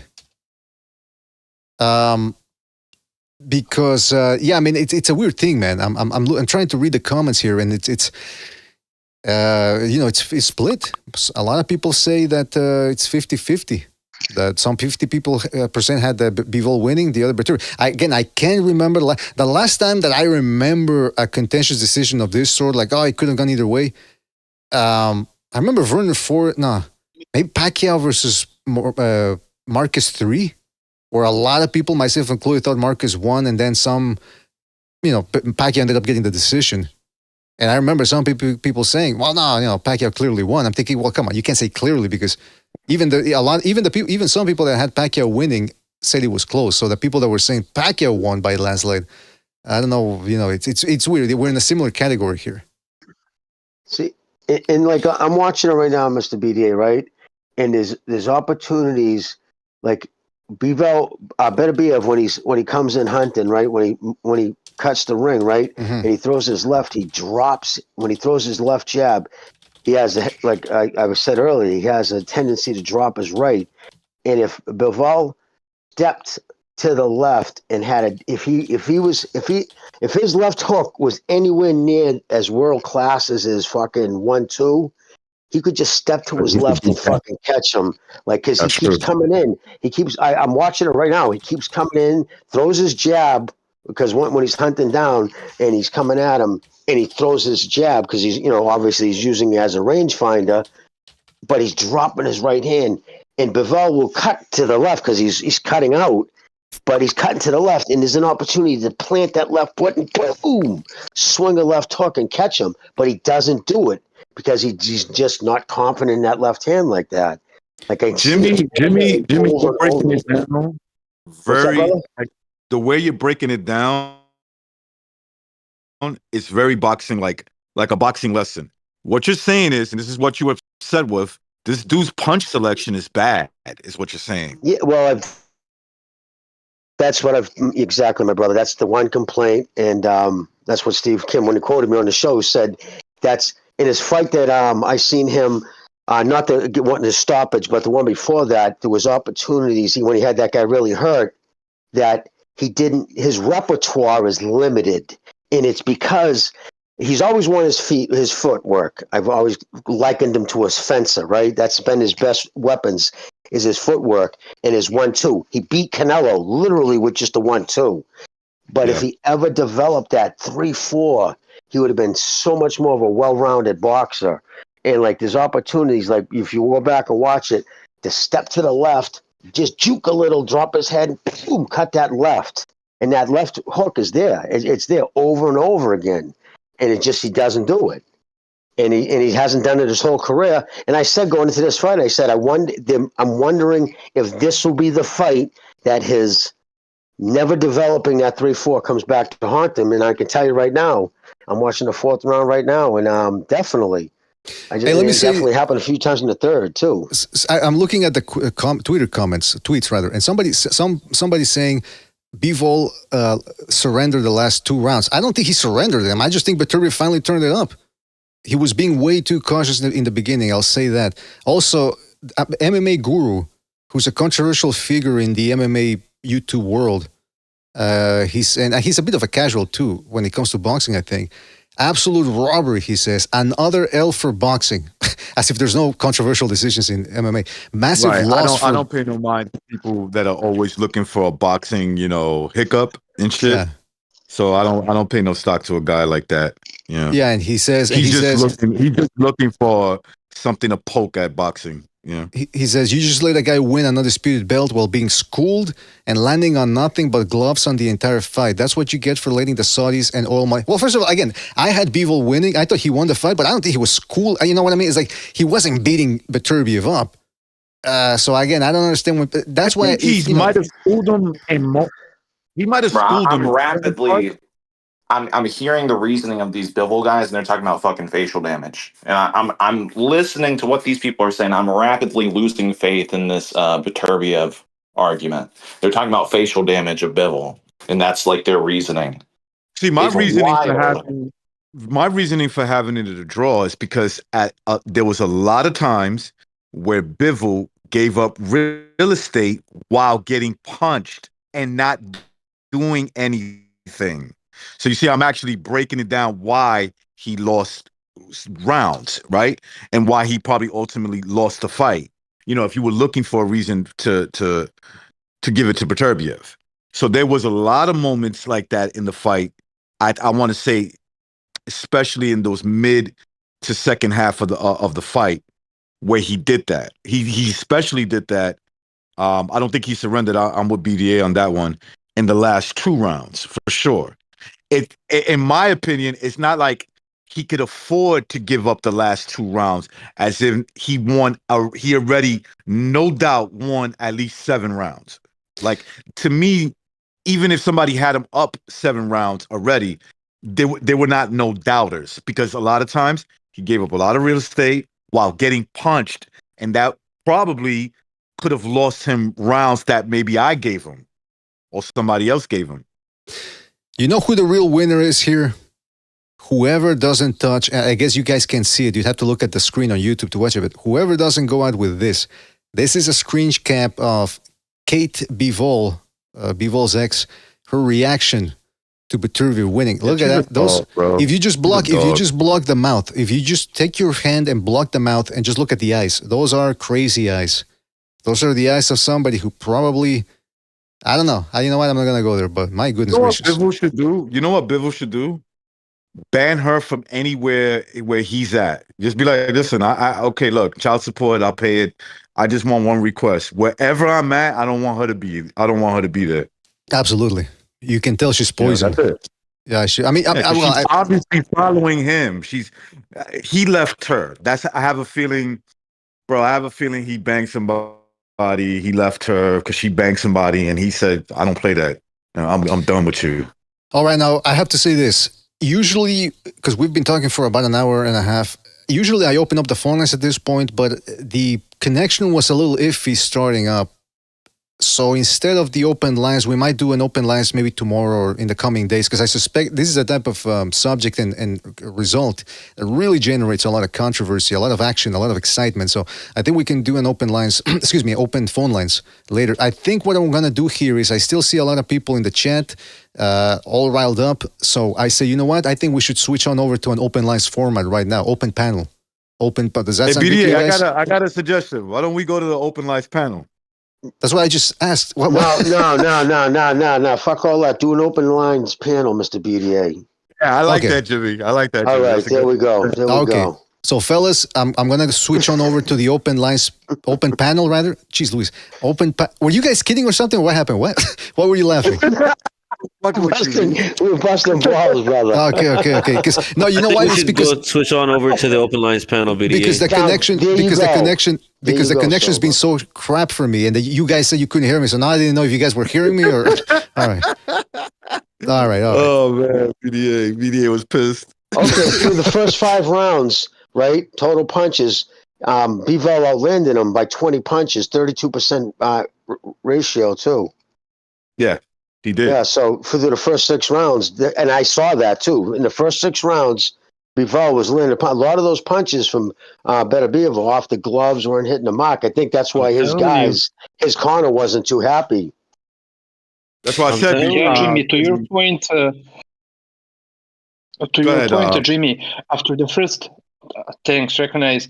After the first 6 rounds, I had Bivol winning at least 4 rounds clearly, and in my mind it was even 5 rounds, but it was so close I could see it either way. And in the back of my mind, I was like, I don't want to accuse someone to accuse me to riding too hard for Bivol. But yeah, I had 4 rounds. I just watched the first 6 rounds. I'm sitting there watching it, and I just scored at 4. I have it 4-2, 4 rounds to 2, Bivol. That's fair. Yeah, that's fair. I think that I might have scored it 3-3. I don't remember. But you're saying that you had it 4-2. If I have it 4-2, if I saw it the same way you did for the first 3 rounds, then I got a Bivol win 7-5. But I think I had it 3-3 after 6. But again, I'm watching it with a bunch of people. I'm watching it on a stream, so I got to watch that fight again. That's why I turned the sound off. I didn't want to be bothered by anything else, and I really paid attention to what was landing. And that's the thing. That's what I said in the chat. I think that Bivol, despite me having him winning, kind of fucked himself with that inactivity, taking breathers. Because me myself, I was seeing clearly that he was outlanding, and that a lot of Beterbiev's punches were landing on the gloves, not scoring at all. But at the same time, they were having an effect because they were slowing him down. But I knew that in terms of rounds, Bivol was winning them. But he fucked himself because he allowed the judges to score on activity, even though Beterbiev's punches were not landing in a lot of situations. And I got to add, too, the 6th round, I had clear Bivol. I just paused it. I feel that the 6th round was a clear round. Beterbiev was coming up short with his punches. All right, fellas, we're gonna close in distance. We're gonna go to the open lines then. Okay, so see everyone there, and I'm gonna put, for those of you guys that are in the chat and you don't know what we're talking about, the audience, we're using Discord, so join our Discord, and you shall be on the panel. Now there's only 14 spots. So hang up and go over there. Is that what you're saying? That's right. All right, my brother. All right. See you guys there. All right. I think I'm over here. I see we got Amok, Ason, Gypsy, Jimmy. All right. People are filling up here. Yo. Hello, everyone. Filling up like Bivol's fucking, like Bivol's wife's. Your seats real quick, boys. Hold on. All right. I just want to make sure. Echo. I want to do a sound check here. Can everybody hear me properly? Can hear you clearly. Yes. Yeah. All right. Check, Fantastic. 1, 2, 3. Check. It's a little on the low side of it. As long as you're a little no one lower else is than the talking. All right. Do me a favor, then, everyone on the panel. Right click if you haven't done it already. Right click on my icon and the volume tab or slider all the way up, please. Otherwise, it's going to be chaos in here. It always is, but it just, please. All right, fellas. All right. Ason, you're on the low side too, by the way. Can you do the same with my profile as well? Turn me right up. Well, I'm doing the opposite with you. Go ahead and hit that mute button on your ass. Yeah, with Mirage, it's all the way to the left, not to the right. All right, listen, actually, you know what? Since I started off with an insult with Mirage, you go ahead, man. I want a controversial take here. Go ahead. No, nothing controversial. Great fight. I had it a draw or 7-5 Bivol. But I agree with this dude. I don't know who was talking earlier. I thought Bivol gave it away in the last 3 rounds. So not a bad, I can't really complain. I wish he just would have stood his ground a little bit more and he would have won because he was piecing up Arthur when he was landing. But yeah, great fight. I mean, either way. So you agree, run it back then? Like run it back was run it back, right? whatever it was, yeah. Basically what he said, yeah. All right, who else wants to go? Great fight though, I mean, yeah.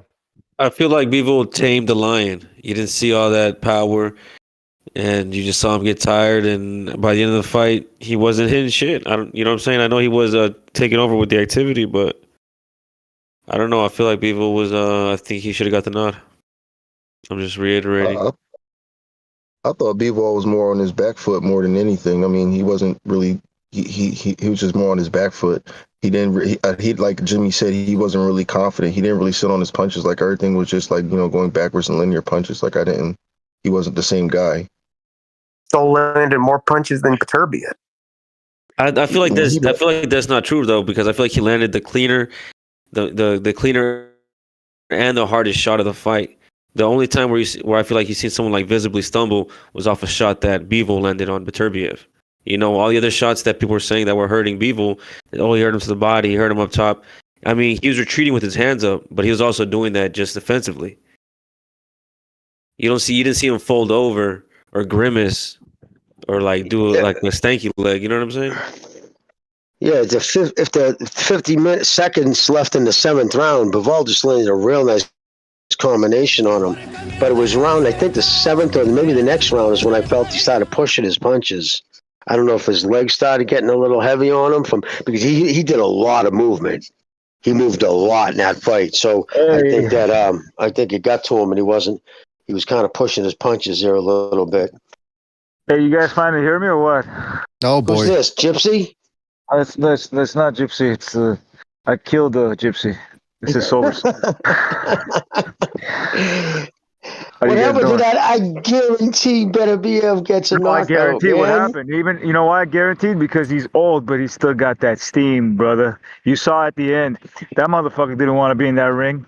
He didn't want to be in that ring. If that was 13, he was holding on for dear life. If that was 13, 14, 15, he was gone.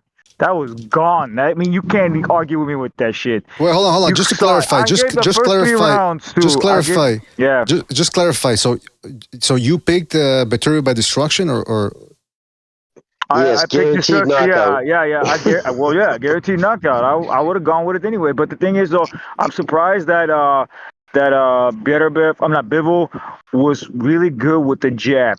What he was doing with the jab that he normally hasn't done it with anyone else was he would side. You guys hear me? Yeah.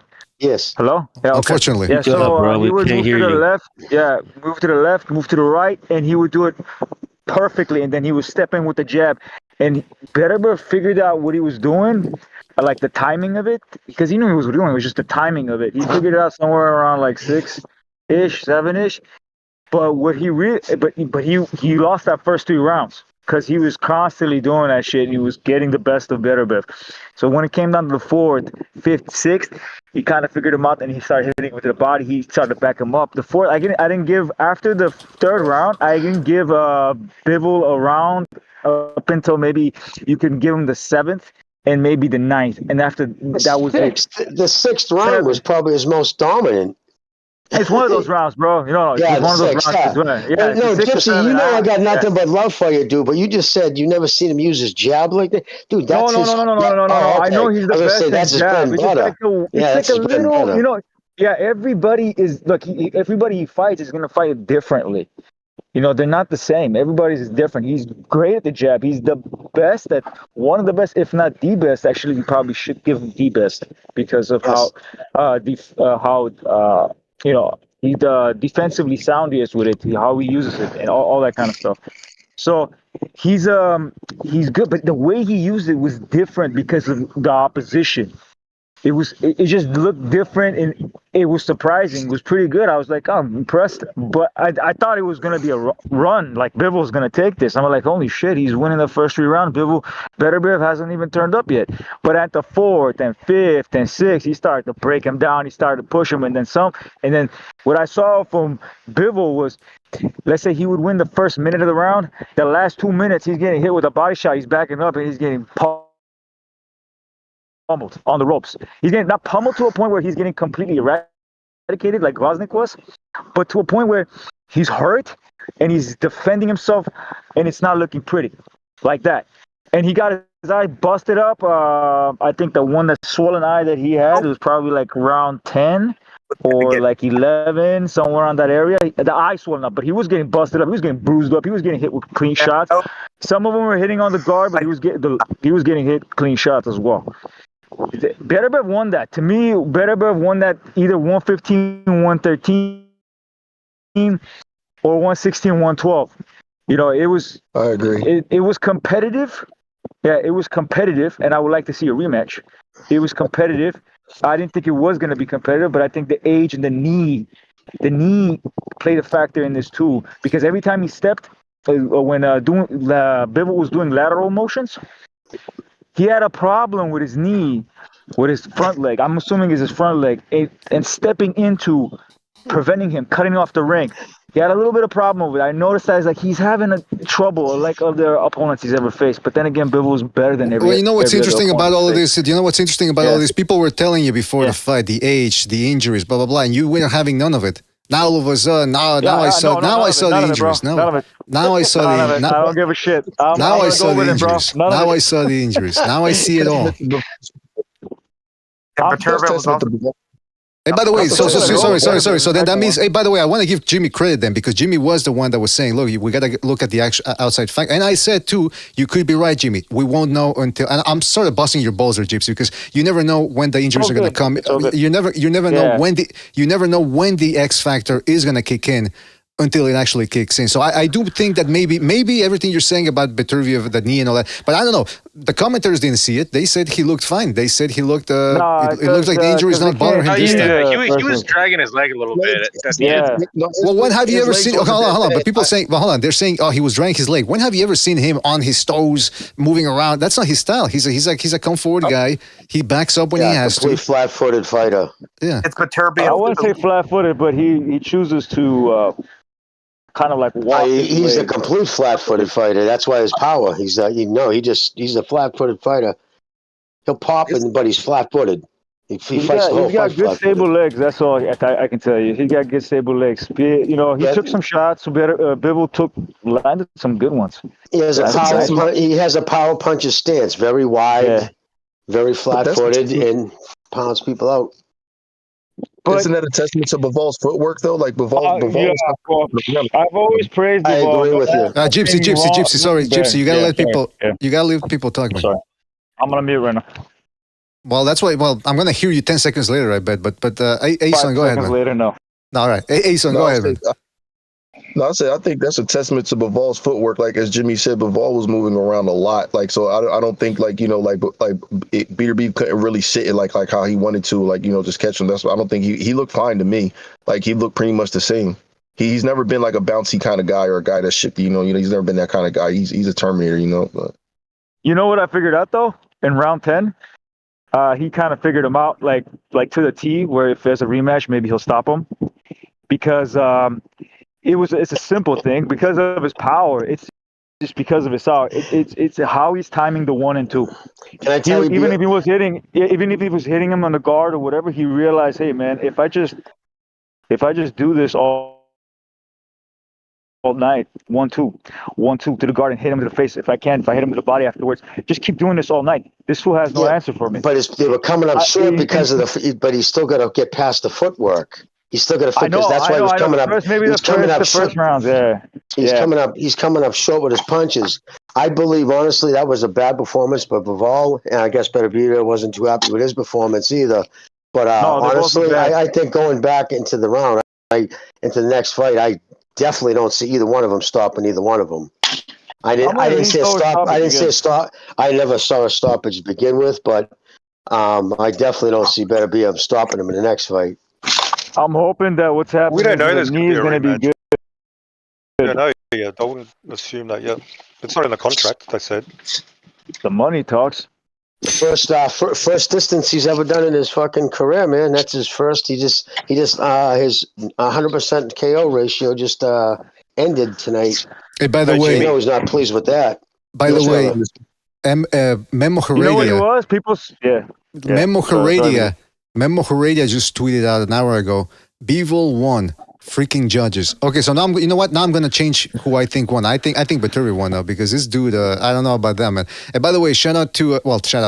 I don't know how the Tank Davis fans how they're gonna maybe influence this whole thing because there's a lot of Tank Davis fans, even though they don't buy his pay-per-views, but they're out there in support in Twitter. Tank Davis is saying Bivol won and it wasn't even close. And the other thing I want to mention too is Michael Montero is pointing out that in the 5th round, all three judges gave Beterbiev the 5th round. And apparently he's saying that that's a round where Bivol landed almost 80% of his power punches. So I got to rewatch that round to see what... I watched the fight, bro. I don't follow Cocky Box for a reason. Because when you're right next to the ring, you see what's happening to the other guy. These guys saw what happened to the other guy. I was watching that live, and I saw that. Yeah, but everybody else saw the fight too, though, Gypsy. I know. But that's not saying the ref. I'm talking about the ref wise. Yeah, but in the 5th round, he did outland him. That was the 5th and 6th round. I thought he really outlanded him, and the fact that all 3 judges gave him the thing. That goes because of the effectiveness of the punches, bro. Now that like I said, I didn't get a chance to really watch it the first time because I made the cardinal mistake in having people over my house, which I'll never do again. Now I'm watching it by myself. I got Bivol winning this fight. Oh, Right now in the fucking, I got it. Right now I'm in the 9th round, and I'm absolutely got Bivol winning this fight. That's just my opinion. Jimmy, Where's Jimmy, your hey, 10, 11, Yeah, 12? what's your score on the 9th round? Like after the 9th round, tell It's me. just starting. It's just literal. It just started. What Hey, do by you the have way- it right Jimmy, now, though? you What's your mentioned scorecard earlier. right now? You mentioned earlier about Beterbiev was open for the left hook, and Bivol actually hurt him with the left hook as well. Guess who's got a killer left hook? no, let's not go. David. Let's not Oh, go there God yet. damn Let's it. not go there yet. so Let's not go there Jimmy, yet. Jimmy, Okay, Jimmy, hey, Garage. I want Jimmy, to. what's your- Jimmy, what's your scorecard right now for the 8th? Take Like a after the wild 8th guess. ended. All right. I gave him one more round, so one more round each. After 6, I had it 4-2. In the last 2 rounds, they just split. So that would be What split? Like 10-10? 4-4? No. I gave a round each. So I'm in the 9th and the 7th, 8th. I gave one to Beterbiev, one him. So right now I have it 5-3 going into the 9th. 5-3 Bivol. Just for a little. Just for a little local. Just for a little local. Excuse me. Just for a little local. Just for a little local flavor take here in Montreal. There's a guy on Twitter. He's doing it in French, so I'll try to do it quick here. But he says to the journalists in Quebec, stop having your head in your ass. Beterbiev did not win the fight. The numbers don't lie. Never. Take your heads out of your fucking ass. Bivol got robbed. So apparently, the journalists here in Montreal are celebrating that Beterbiev won because he's Canadian technically. So there's this dude in French is telling them to get their proverbial heads out of their frog asses. But I'll say this. His argument. His argument is the numbers don't lie. But come on, punch stats, CompuBox and punch stats, they're not always exact. They don't tell you who won the fight. You have to actually combine it. You have to combine it with something of an essence of what you saw in the fight. Just looking at the numbers themselves and going, well, there you go, that settles it. That's not how it works. Sometimes it's not even close to the ballpark. The CompuBox numbers are sometimes so off, it's ridiculous. Like that Edwin Dos Santos and Shakur Stevenson shit. Yeah, but That they're was just a guide. Yeah, they're a guide. It's not strict. Yeah, but for example, they've got Bivol landing 50% power punches. So from that we can extrapolate. Bivol was very accurate with his power punches. Whether it's 45, 43, 50, he was accurate with his power punches. Shit like that. That's how I. this is how you could decipher. Look, this is how you could decipher how you guys easy way to decipher. Even if you're going by punch, if you're not going by rounds. That's why I don't do by the punch stats. I just go by the rounds and how many, because you could land like crazy amount of punches in one fucking round. So it doesn't. That's not how I work. That's how I judge score my fights. So if I'm gonna.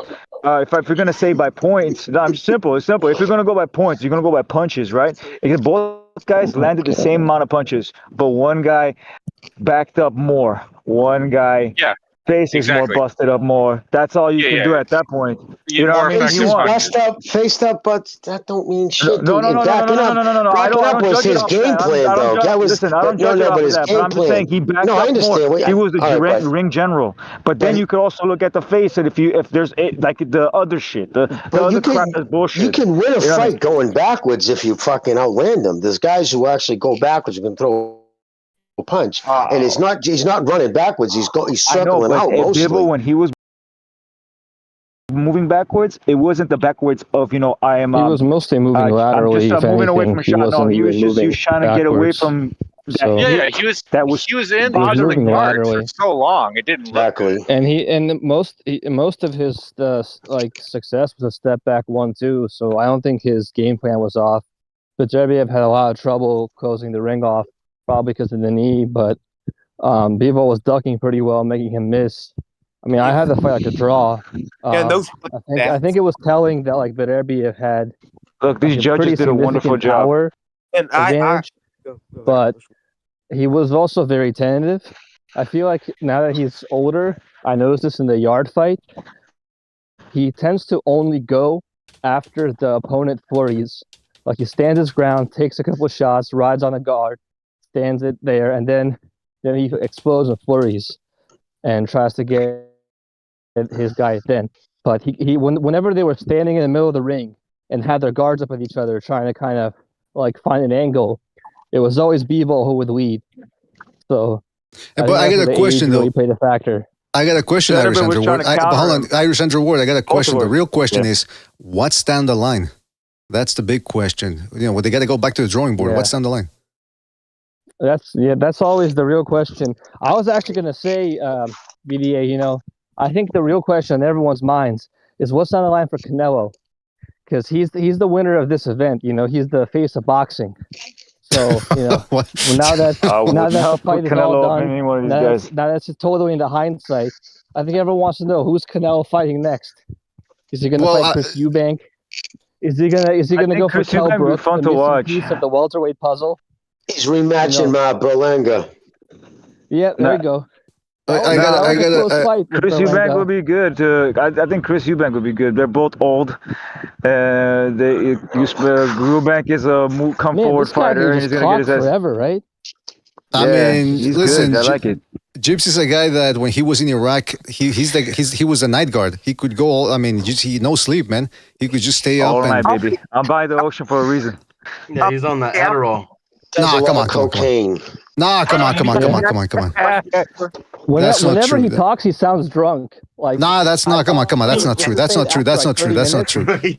How does he? You can't talk nonstop and be drunk. You fall asleep at a. Yeah, I kind of agree, Mr. He sometimes sounds incoherent. All right, now hold on. Stop it. Hey, just breaking news here. All right, breaking news. Can I show you some? Can I ask you a question real quick? Sure.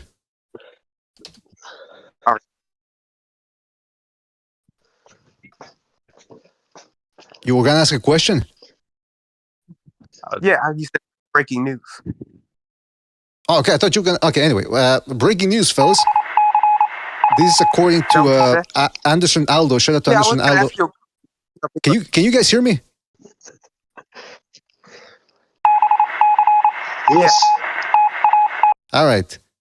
Shout out to Aldo for giving me this piece of information. Shout out to Aldo for giving me this piece of information. He said, what's his name? The Sheik, apparently, was displeased with the result. This per Michael Benson. His Excellency, well, he's quoting somebody else. But anyway, His Excellency Turki Al-Sheikh has declared that he wants to make the Artur Beterbiev versus Dimitri Bivol rematch. This was one of the great fights of the last 20 years, I think, but I don't think the result was fair, in my opinion. The two fighters are like my brothers, but I think Bivol won 2 rounds more. I will focus and I will try to do the rematch. If they accept, we will do it. So that's the Sheik's opinion right there. Yeah. And there goes like, hey, got to give the guy credit, man. Got to respect that because he's a Muslim, and what I was going to ask, watching that fight, did you actually think that the total punch numbers were actually even, or did you think Bivol landed significantly more throughout the fight? I thought he's landing the cleaner punches. I thought he landed a little bit more, but again, that's why that's why I said earlier that I didn't have Bivol dominating or schooling him, but that he was doing just enough to offset what Beterbiev wasn't doing, and that's why I had him edging the fight. It seems like that's what a lot of people are saying too as well. That's why this whole thing is 50-50. 50% of people have Beterbiev winning, the other have Bivol winning. But again, I haven't looked everywhere else. But sorry, Jimmy, you were going to say something?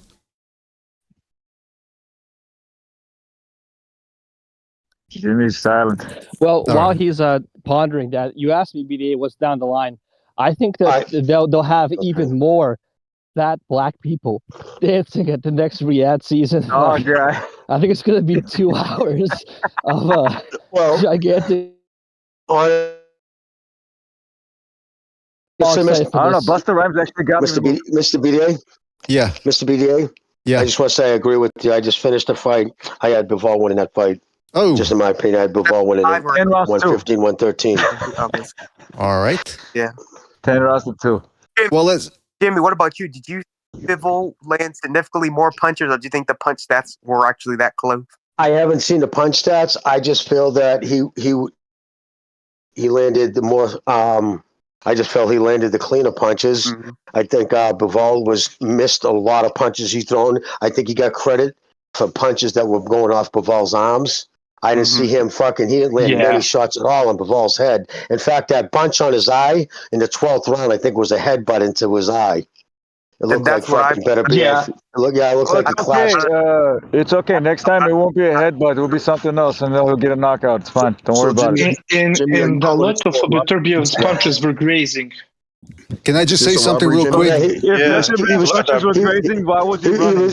He was coming up. He was coming up short with his punches. He started late. Well, put it this way, like Mr. BDA said, a good tell is the person's corner, and his corner was not happy with. They were on him. Yeah, because they expect more off of him. They has a higher standard. They expect him to crush him. That's why. Well, that's why I said. But hold on. That's why I said. Hold on. That's why. Let me just clarify. Let me just clarify something. Let me just clarify. You just can't say things, dude. Let me just clarify. Let me just clarify. Excuse me. Let me just clarify. Hey. Let me just clarify. Let me just clarify. Let me just clarify.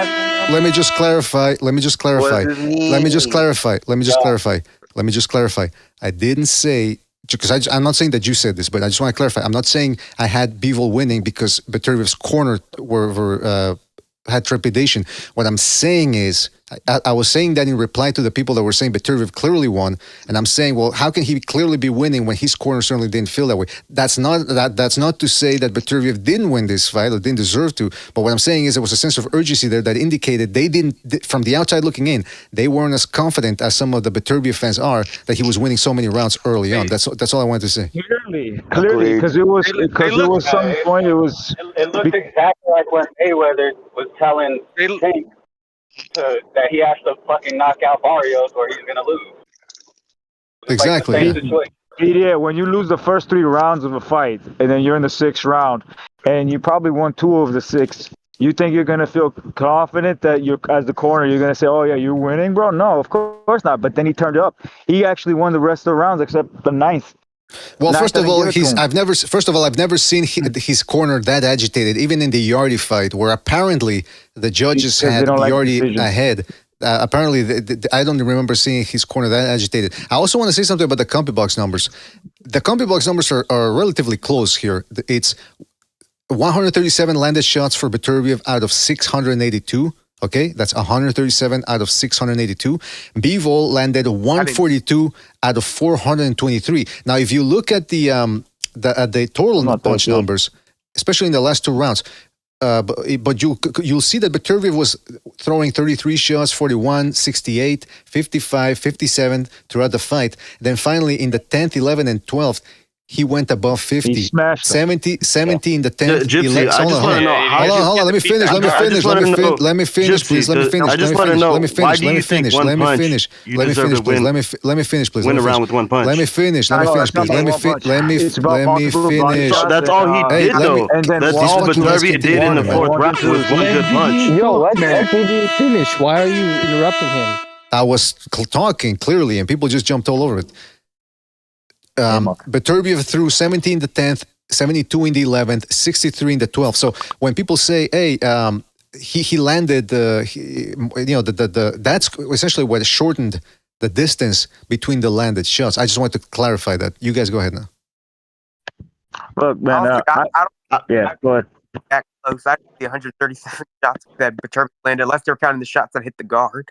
But I didn't see it. I don't think it should have been that close, in my opinion. Bro, you heard him multiple times. You know why he backed up the way he did? You can't just say that, Gypsy. You act like Bivol didn't hurt Beterbiev. You act like Bivol didn't earn that 4th round. He stunned him. He made him reconsider. That's why the first 3 rounds. Yeah, he got a good punch on the 4th round. Yeah, he landed his right hand, but he got hit with a bunch of other shots. So what do you mean? He was hitting on the guard in the 4th round. Oh my fucking god! I'm talking about the very first round. 4th round. In the 4th round, he was hitting a lot on the guard. What are you talking about? Round 1. Mark, who did you have winning, bro? On the I had it 7-5 Bivol.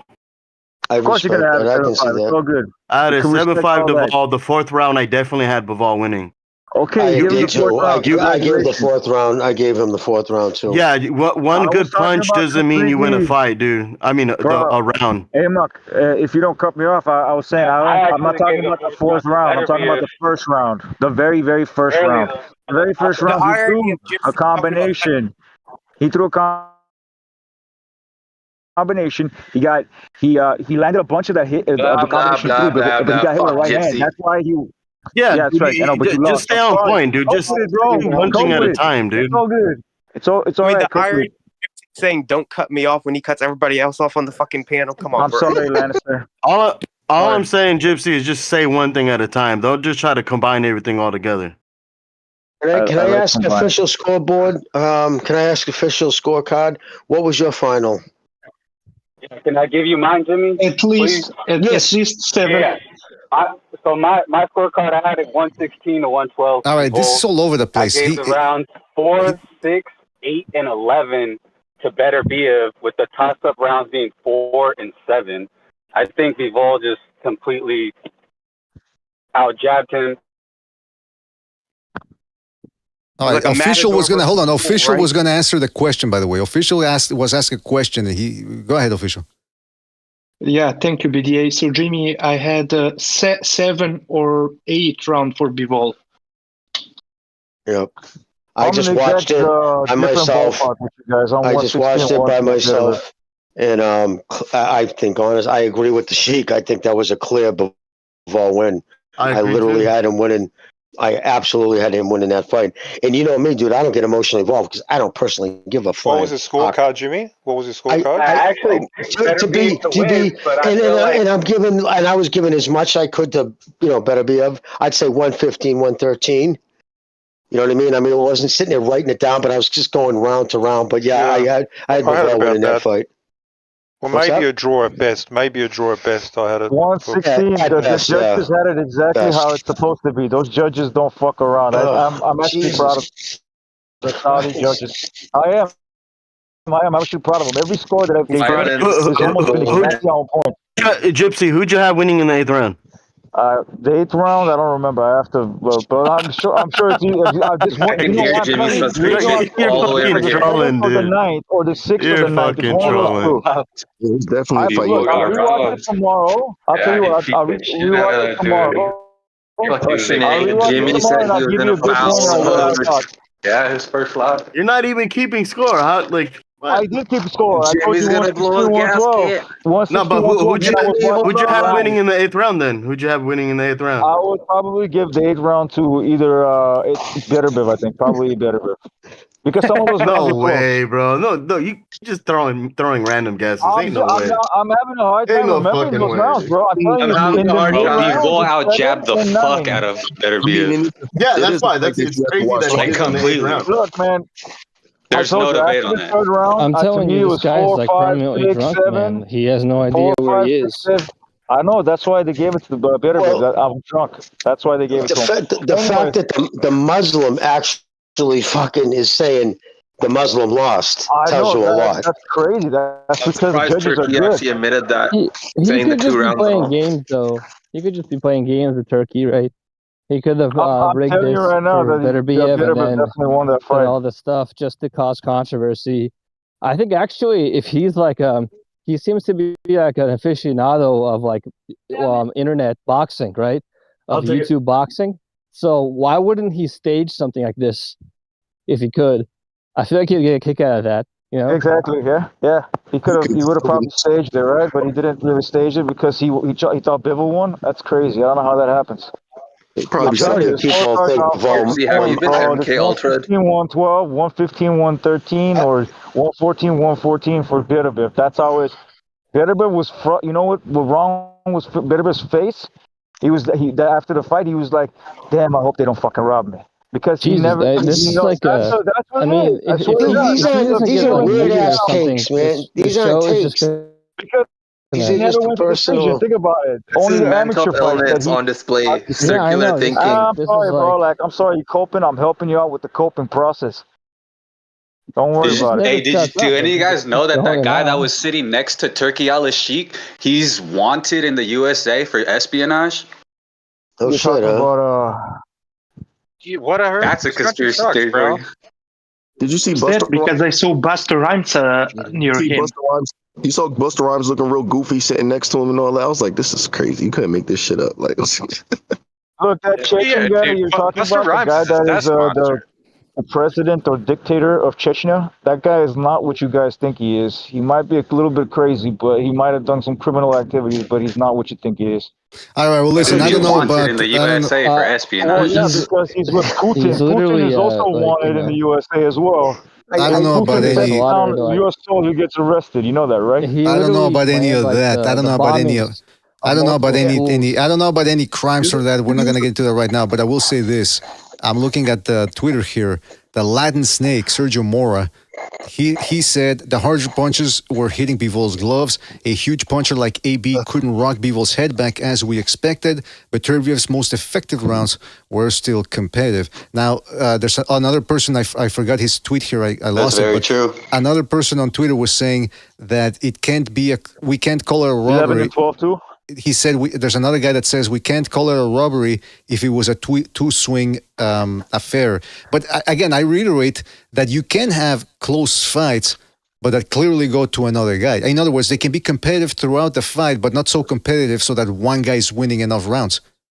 So this whole thing about, it was a 2-point swing, I don't know about that, man. I don't know.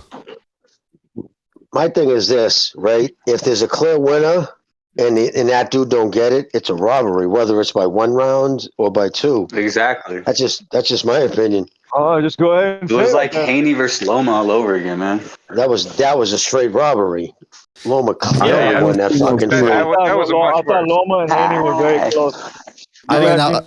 Another thing Haney Loma wasn't even competitive though.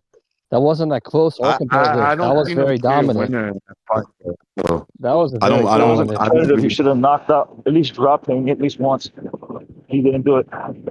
Recognize you finally decided to join us. Please give us your take. Did you say Loma should have dropped him? Sorry. Should have dropped him at least once if it was not competitive. Just because a guy doesn't knock you out, and no, not knock out, bro. I didn't say knock out. I said drop. Doesn't matter. Doesn't matter if he doesn't drop you. That doesn't necessarily mean he lost the fight. Wait. Was that Gypsy that said that? If it's not competitive, this is the guy that had Fury winning. What the fuck? Gypsy what are you talking about? Fury winning the Usyk fight, bro. Ain't no way. Ain't no way you're fucking talking right now. I'm on the coke and it's fucking awesome. How much crack is Gypsy, who did you have winning the fight? He had Fury. No, I mean Beterbiev in this fight that just happened. I had Beterbiev winning the fight, bro. I had him winning. I'm not dumb. I'm not like shy to say, hey, I thought Bivol won, and Beterbiev. No, I genuinely believe that Beterbiev won that fight. He quoted himself saying, "I am not a dumbass." I got a question for you, Gypsy. Who'd you have winning the fifth round? Joseph Parker. I picked Joseph Parker against Chisora. I'll give you an example. Who'd you have winning the fifth round for the fight? Huh? Who'd you have winning the 5th round for the fight? 5th round, 100%. That's 100 better. 100%. I wanted him to answer though. I can't remember from 6 to 8. One only one I gave him up until the 9th. Hey, by the way, shout out to... What? The 10th was a smashing process. 10, 11, 12. All right, I've had enough of this. All right, give it a break. All right, hold on. Let me just speak. Let me just speak. Yeah, I've had enough of this. By the way, because I was going to say, we need a Thunderdome rewatch, because he does these rewatches where people rescore it. And incidentally, I just went over to Twitter and I saw his tweets. He had Beterbiev winning. Now he doesn't say by which score exactly, but I'd be willing to hear him out. He's a guy I respect his opinions a lot too. That's right, yeah. Like I respect all of them. But hold on, but Gypsy, you can't just Gypsy. Dude, that guy's off his hold on, I don't respect your opinion. I don't really give a fuck. That guy's a crackhead. Yeah, but Gypsy, I don't care what you think about Thunderdome. Gypsy, you can't. Gypsy, you got. You're using Thunderdome. I'm not talking to you, bro. You're gay, bro. Gypsy, you're using Thunderdome. Oh man. Hey, mom disagrees. Guys, let Mr. BDA finish his. He was in the middle of something, gentlemen. This is anyway, Gypsy. This just because you reference Thunderdome, as in, well, there you go. That's. I mean, do you always agree with Thunderdome, or just you're using him now because he agrees with you? No, he doesn't. Exactly, that's what I'm saying. So I think I've heard him. I mean, I don't even think he's a fan of Thunderdome. By the way, I don't even. Thunderdome I think got good opinions. Thunderdome. Why did you ask him a question? You retard. You agree with him on this one. Let's be honest. Okay, and Mirage, I don't care about your opinions about. Come on. No, I don't give a fuck. Come on. Hey, recognize. I just want to say, just please don't say the F word, Okay, I apologize. The small hats are always listening, Right. No, you're right. But like when Mirage is You know, you respect the opinion of whatever he called them. You know, it's like, dude, I don't care what. I said crackhead. Yeah. But you could be a crackhead. I mean, You bro, could be he a could look crackhead. like a crackhead, but he's he's got good opinions.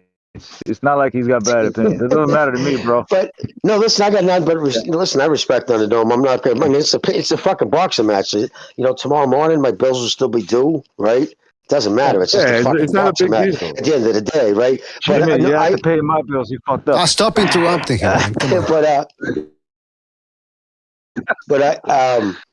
But no, I mean, and you know, Gypsy, you got to admit to when you said straight up, unequivocally that Beterbiev was going to fucking destroy him, knock him out.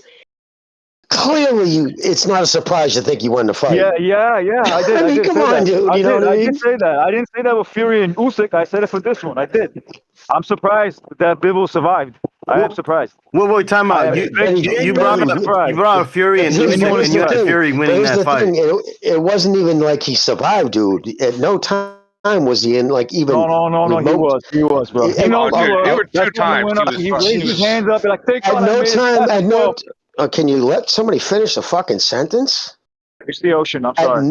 At no time was Bivol on the verge of going out. Oh, he was. Yes, he was. Yes, he was. Oh, yes, he was. What rounds? Come on, Jimmy. Here we go again. He got rocked.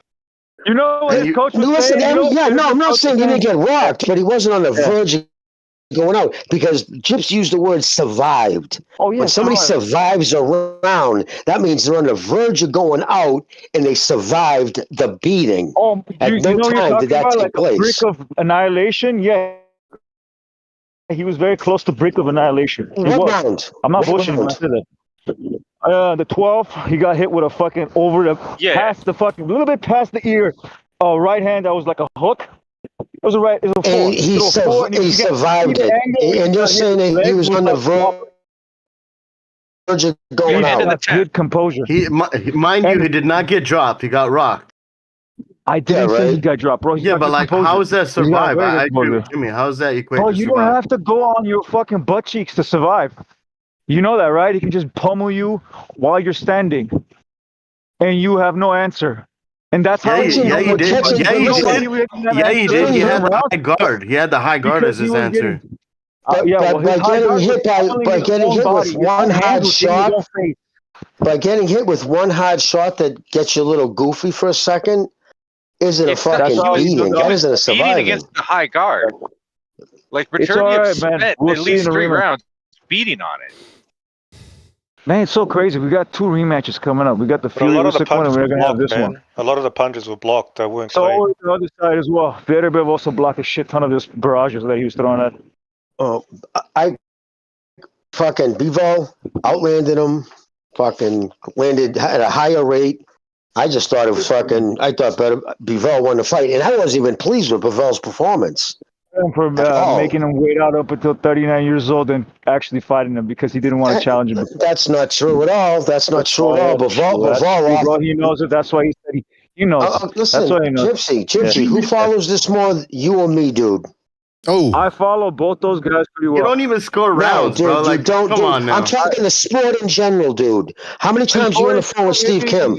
Let me just ask you, how many times you talked to Steve Kim? About he's going to be a doctor in the Hall of Fame. I've never been around with Steve Kim. Was all right. Well, my point is, so when I have connections who actually tell me shit, and like I'll admit, the last 6 months I've definitely been lax. But prior to that, dude, I'm over on all of it. Who's making contract offers? I'm fucking all over that shit. Bivol offered the fight, and Bob, who was representing, who's Beterbiev's guy, said, nobody knows who Bivol is. He's boring. I'm not making that fight. And here's the reason why. At the time, this is when they were first going to Saudi Arabia. This is before the Turk got involved. This is just when the fights were in Saudi Arabia. And Bob, for obvious reasons, and he said insurance-wise, he wasn't going to go there. And he said the fight in the United States, Bivol doesn't have no name recognition. I'm not making that fight. And that was 4 years ago. Exactly. So don't say that Bivol waited him out. That's just not true. How many years? 5, 4? 4 years ago. 4 years ago. Bob said that. Long You can time, look it up. But exactly, my point. But it was Bivol who was the one trying to make the fight. It wasn't Beterbiev. It was Bivol. I'm not saying Beterbiev didn't want to fight him. Bob Arum, Beterbiev's manager, promoter, said, but Bivol's boring. Nobody knows who he is in the United States. That fight it's not worth it. That was exactly, Jimmy. And even the news articles afterward were being written about it, about Bob Arum himself. Okay, that's 4 years ago. What about he Canelo? doesn't want to make it. Yeah. Well, he didn't want to do it. And then on top of that came the sanctions against Russia, etc. So Suleiman too didn't want to make it, and that's it. But Jimmy's 100%. I never said that Bivol was not trash. Do you guys think that Canelo was from Beterbiev? But you just said that he waited till he was 39 years old. Canelo. What about Canelo? Yeah, Canelo. You guys think Canelo will fight he can wait in line. I want to see a rematch. 2 years ago, Canelo, when he beat Canelo, right? Or was it more than 2 years ago? I think it's more than 2 years ago that he beat Canelo. His name was up there. He should have challenged him. He said, I don't want fucking Canelo. I want to be undisputed. Wait a minute. Gypsy. Yeah. You just said he waited till he was 39 to fight him. Oh, yeah, fucking, he did. A fucking official scorecard who fucking has forgotten more about this shit than fucking dude. This is what he does, dude. All right? He just said, he talked about the articles written about Bob stating that he did not want to make the fight and that fight would not make money. And that was at least 4 years ago. So your statement that he waited Beterbiev out is just classical, dude. It doesn't matter. The point being, Bivol didn't duck him. He was never ducking Beterbiev. It was just the people in charge of that fight. There was no money unless it happened in Russia. But what happened? A war happened. And Suleiman said, I'm not going to respect, or I'm not fucking, he wouldn't fucking, you saw the shit that, well, I don't know if you saw the shit Suleiman said. But the narrative that he was waiting out fucking Beterbiev is horseshit. Jimmy, not that I'm defending Gypsy, but if I remember, what's his name? Duvall wanted more money than what the fight was worth. Bivol. Enough, bro. I'm out. That's it. That's all I need to hear. Bye. See you guys. Jesus. And this was before he fought. This was before he fought the Ginger. It was definitely all the shot went down before he fought Canelo. And then after he fought the Ginger, he wanted even more money. Thank God. Thank God. Listen, check this out. Thank God. You guys can go ahead now without yelling at each other. Jimmy, please. Well, I was going to say, do you know how much money he got for Canelo? He made the least money of any Canelo opponent in the last 10 years. Do you know how much he actually got for that fight? Whereas Plant got 10 million, Charlo got 10 million. You know what his guarantee purse was? 2 million. 3 million. Yeah, 2 million plus incentives. But 2 million, you know why? He said just make the fight. He wasn't going to sit and try to fucking retire off it like everybody else tries to do. So it's not someone who's trying to that's why he beat him. It took him 2 months to get paid too because of the Russia stuff for the Canelo fight. Do you guys find it fucked up at all that they don't actually show where Bivol or Beterbiev are from, like where they're actually born? Yeah, that's fucked up, man. They say Beterbiev's from Canada and that Bivol is from Ontario, California. Indigo, California. Viva la raza, Dimitri Bivol, El Cholo Bivol. Yeah, right. I think it's kind of shady that they don't show where they're actually from. If I'm not mistaken, I think I did see a video one time when Beterbiev went home to Chechnya, and he was in a mountainous region, which most of Chechnya is anyways, but very devout Muslim, and he was, visiting with family and everything like that. But he'd been living in Canada, in Montreal, for I think at least 15 years. I know he's an actual Canadian citizen. He's got his citizenship and whatnot. Can I say something about the fight? Yes, Mr. BDA. I'm looking at the Twitter there, and I see Andre Berto said that he had Bivol winning, but that he gave up the last 2 rounds. And I'm thinking, wait a minute. Listen, I thought Bivol won, but I picked Beterbiev to win. And I think that by saying that Bivol gave away the last 2 rounds or however many rounds those may be, I think that's discrediting Beterbiev because, like I said, I was watching the fight, and what Beterbiev was doing in the last 2 rounds, he could have done a little bit of that in the earlier rounds. Fight? Meaning instead of having to go all out and throwing 70 punches in the last 2 rounds, he could have maybe taken 10 more of those shots and put in the earlier rounds, because again the body was wide open. And I understand what Jimmy's saying, that it's easier said than done to go to the body of a guy like Bivol, but nevertheless I think it's this, to say that Bivol gave away the 2 rounds, I disagree with that. I don't think he gave them away. I think Beterbiev finally stepped him up. Mr. BDA, to your point, people are often acting as if those last 2 rounds, 11 and 12, are worth 6 rounds, man. Exactly. It's nonsense. I agree. Yeah, that's true. But when the championship rounds, that automatically means that you didn't lose the first 4 rounds or something like that. Yeah, they act like, as someone stated, they act like it wasn't a 12-round fight. And, yeah.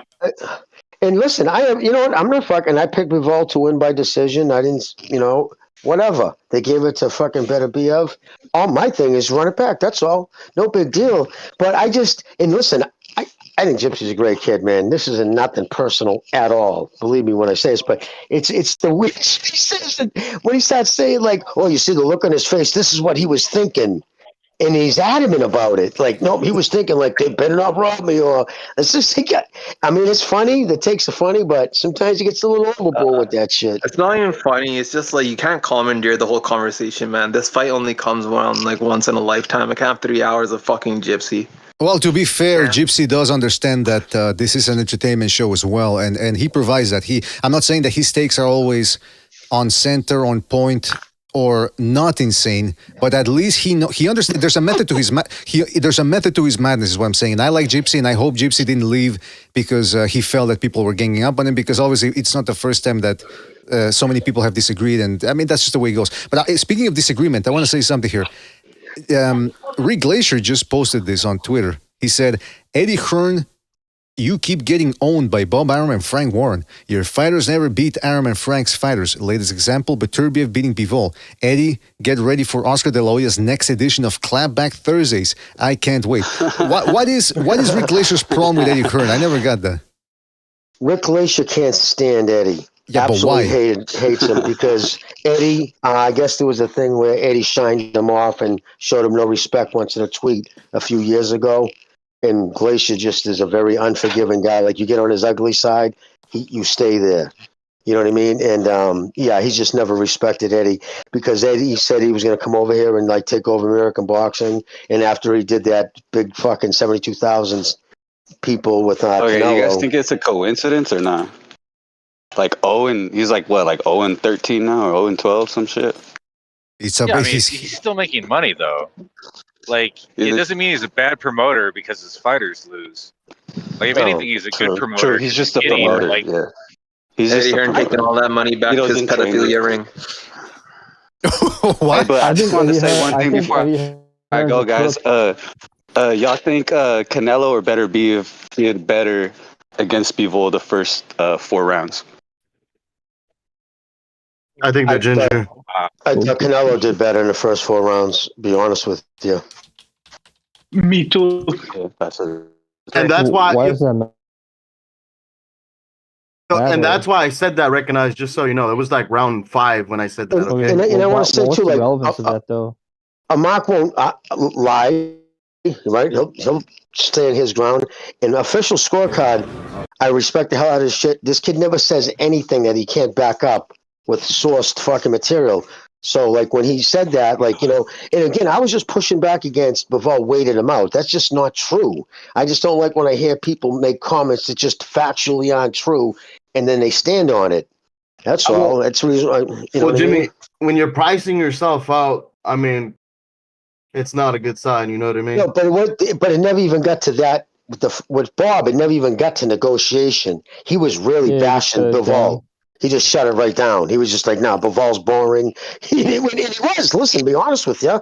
I respect Bivol's talent, but remember there was a stretch there that his fights were fucking, Jesus Christ, man. They were snoozes. And Bob says that fight will not sell in the United States, and it wouldn't have. He's 100% right. And fucking, he said the only way to make that is to go to Arab. And, this is before the Turk, and he says, "I'm not going there. The insurance would be through the roof." Hey, by the way, it never even got to the point of contract offers. By the way, to Rick Glacier's point, I can't share the screen with you guys right now. But if you look on your YouTube or whatever the actual YouTube feed, this is what Eddie Hearn's year has been like. If there's one video, a short clip that can represent that or encapsulate it, this is it. It's going to be good tonight. It's going to be great.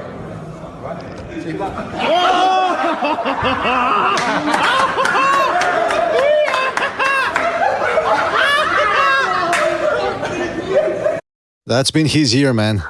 He had his pants pulled down in front of everybody, in front of a live crowd. I mean, listen, it happens. People hit a rough patch. It's not I'm trying to remember when was the last time. Like De La Hoya at one point had a bad patch. Remember when he went to rehab and lost 80% of his roster when Al Heyman stole it along with the Swiss banker? So everyone has a bad year. It's just that it's fine. Yeah. But they have very tasteful photos. And listen, honestly, I said it was remember when he signed, it was right before the Ruiz fight, and he signed him to a lifetime contract, Joshua, $55 million just to fucking be under the banner of Matchroom, because I said that was a huge mistake. And that's the reason why, like, even with these losses, he's like, nope, he's coming back, because they need to get their money back. Why would you have, I just thought that was a ridiculous business move, giving that dude $55 million, and then it just guaranteed everything's under pay-per-view. And one thing I'm still have an issue with Eddie Hearn is when he made the public statement, when he was the voice of DAZN, when he said it'll only be the occasional pay-per-view, the occasional one, when Canelo fights or maybe a Joshua fight here and there. And literally almost every fight of note now is on pay-per-view, even though they already charged me $230 a year. Let me say something about that. Because, again, I understand that these were special circumstances because Beterbiev and Bob Arum had a exclusive deal with ESPN and they weren't going to budge about showing it on the zone, which is one of the reasons why this fight couldn't have been made with the Saudis, because they would have never, this fight was never going to generate enough money by itself so that they could do a co-promotion or co-televised event. It wouldn't have happened. That was another one of the stumbling blocks. But thanks to the Saudis, they made it happen. However, I will say this about DAZN. They have been fucking off for the reasons Jimmy said. Some of these fights that shouldn't be on pay-per-view, being on pay-per-view. And then on top of that, they really need to get a better copywriter on the DAZN website, because it was very unclear. It was vague, the wording that they used for how this fight was going to work, because it was up to Fat Dan Raphael on Twitter to clarify, and even he sort of dropped the ball a little bit, because on the official DAZN website they said the undercard will be shown only, and then the main event on the ESPN exclusively on Canada and the US. But the way they made it sound was that here in Canada and the US, you were gonna get the undercard for free. That's the way they made it out to be. Because at the end they go, oh, but it's going to be pay-per-view. It's going to be free exclusively on blah, blah, blah. So it was worded improperly. They made it seem as if the undercard was going to be free on DAZN, and it wasn't. I go on today, log on. Oh, you got to pay for the undercard. So now not only do I have to pay for the undercard, I'm also paying for the already on top of that for the TSN here. Ridiculous. So it's Wait, is that what happened with the undercard today, BDA? You had to pay for it? Well, I think everyone, like all of you guys on North America, we had to pay to. Well, first of all, recognize. I had to buy it on DAZN. Never Sobers had to. I mentioned that on the podcast because Night Murph gave me the info. I didn't. That's fucked up. Literally, I didn't have to pay for it on DAZN. What? That's fucking crazy. That's crazy. Yeah, it was $20 on DAZN. And neither of us listening on the radio. Oh no, I watched it. No, I'm sorry, I watched it on ESPN. That's what I'm saying. So the main event was a part of my ESPN package. Right. So the main event. ESPN only had the main card. ESPN didn't have the undercard. Exactly. Yes, and that's all I was interested in. So, but it also, do you know DAZN right now is in the middle of a huge fucking class action lawsuit? Like big time, they're getting fucking sued because they were selling their subscriptions information. That's a big no-no. Oh, dude, I got a story about this. Check this out, guys. I was driving through St. Louis for the Canelo fight, and I went to buy it, and it links you to the web page, right, from the app to make the purchase. Dude, it linked me to a random web page. I bought it on some random guy's account. So I went back to the app and tried the same thing again, and it did the same thing. It kept logging me in to random guys' like sock accounts. What? Yep. Like, I wonder how many of those pay-per-views were legit. That's exactly what. That's what I believe. That's what the lawsuit's about. They were literally running it through people, and that way these people would get your information. Hey, They basically charged me on it. You better be careful. I'm not talking about the website. I'm talking about driving through St. Louis. Oh, well, I just want to say, you guys got to you guys got to start using virtual credit cards. Start using Bitcoin. Start using crypto, to buy some of this stuff, man. Yeah, but no, you can't. No, virtual credit cards. For instance, if you have like, this is not an advertisement, by the way, but if you have a Capital One account, you can actually get the extension on your browser, and you can use a virtual card. Do you work at Capital One? No, I don't. Hey, by the way, I can't share it with you guys, but here's the what's his name, Bivol's wife celebrating. She's looking at the camera and she goes, "Listen, I'm curious. Karma finally caught up with that jerk." Wow. And then she points to the screen and it shows Bivol and she goes, "Arthur, I'm happy for you. Now it's my turn court." Oh, now it's my turn to win in court. She's saying. Yeah, you know what, dude? His lawyer, if his lawyer fucking, if he was smart, would be posting that shit in court. Go, this is how vindictive this bitch is. Yeah, listen. Like I said earlier, man, I'll tell the judge especially right in front of her, because I know she's butthurt.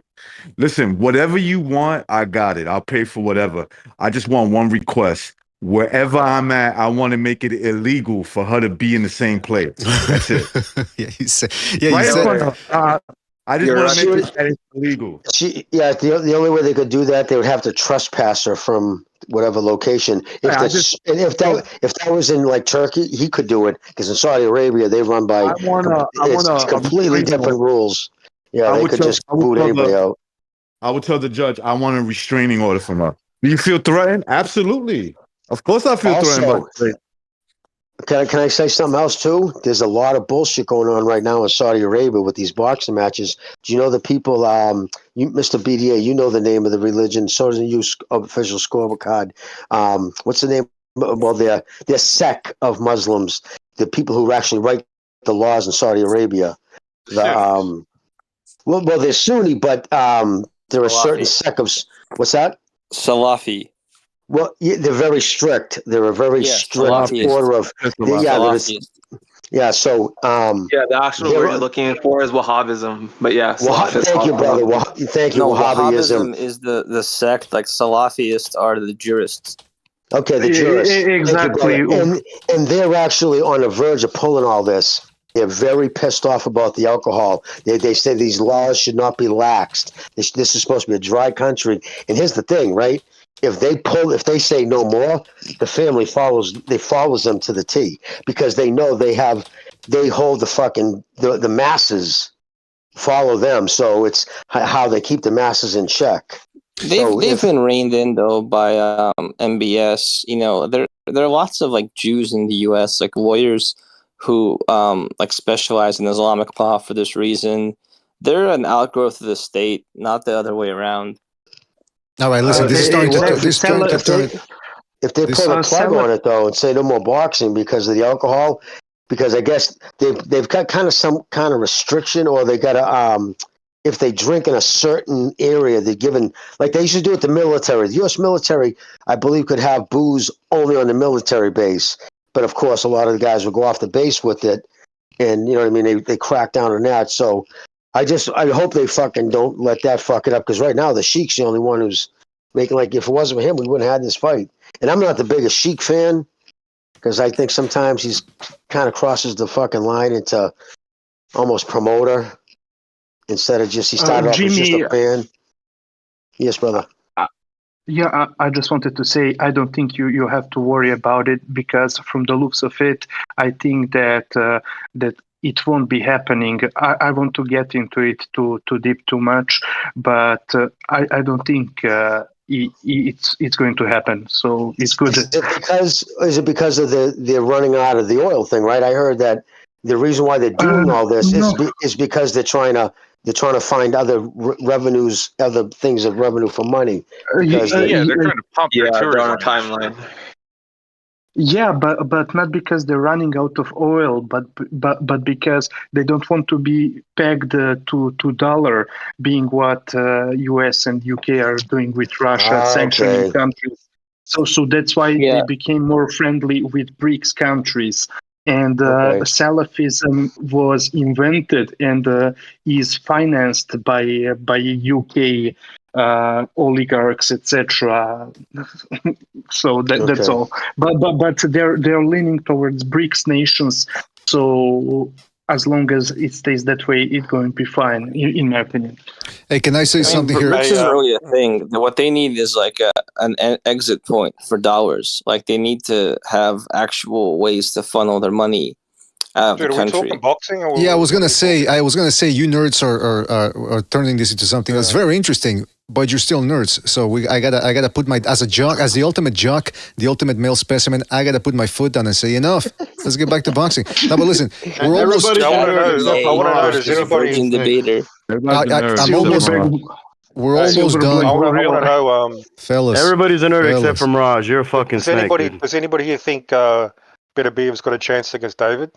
All right, no, hold on. I was going to bring something up because we got to go. Hold on. I was going to bring this up because we're almost done. We're almost done here. So I was going to say something about the hold on. Somebody said something about the Sheik, and this is what I wanted to show. Shout out to Mars from the Discord for sending me this.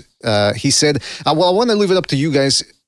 If you look at your screen, I'm not sharing it with you. So if you go on YouTube and you watch the stream, you guys tell me the body language in this video, and keep in mind it's in slow motion, so it could be misconstrued, but here it is. I'm going to play it in 3, 2, 1, boom.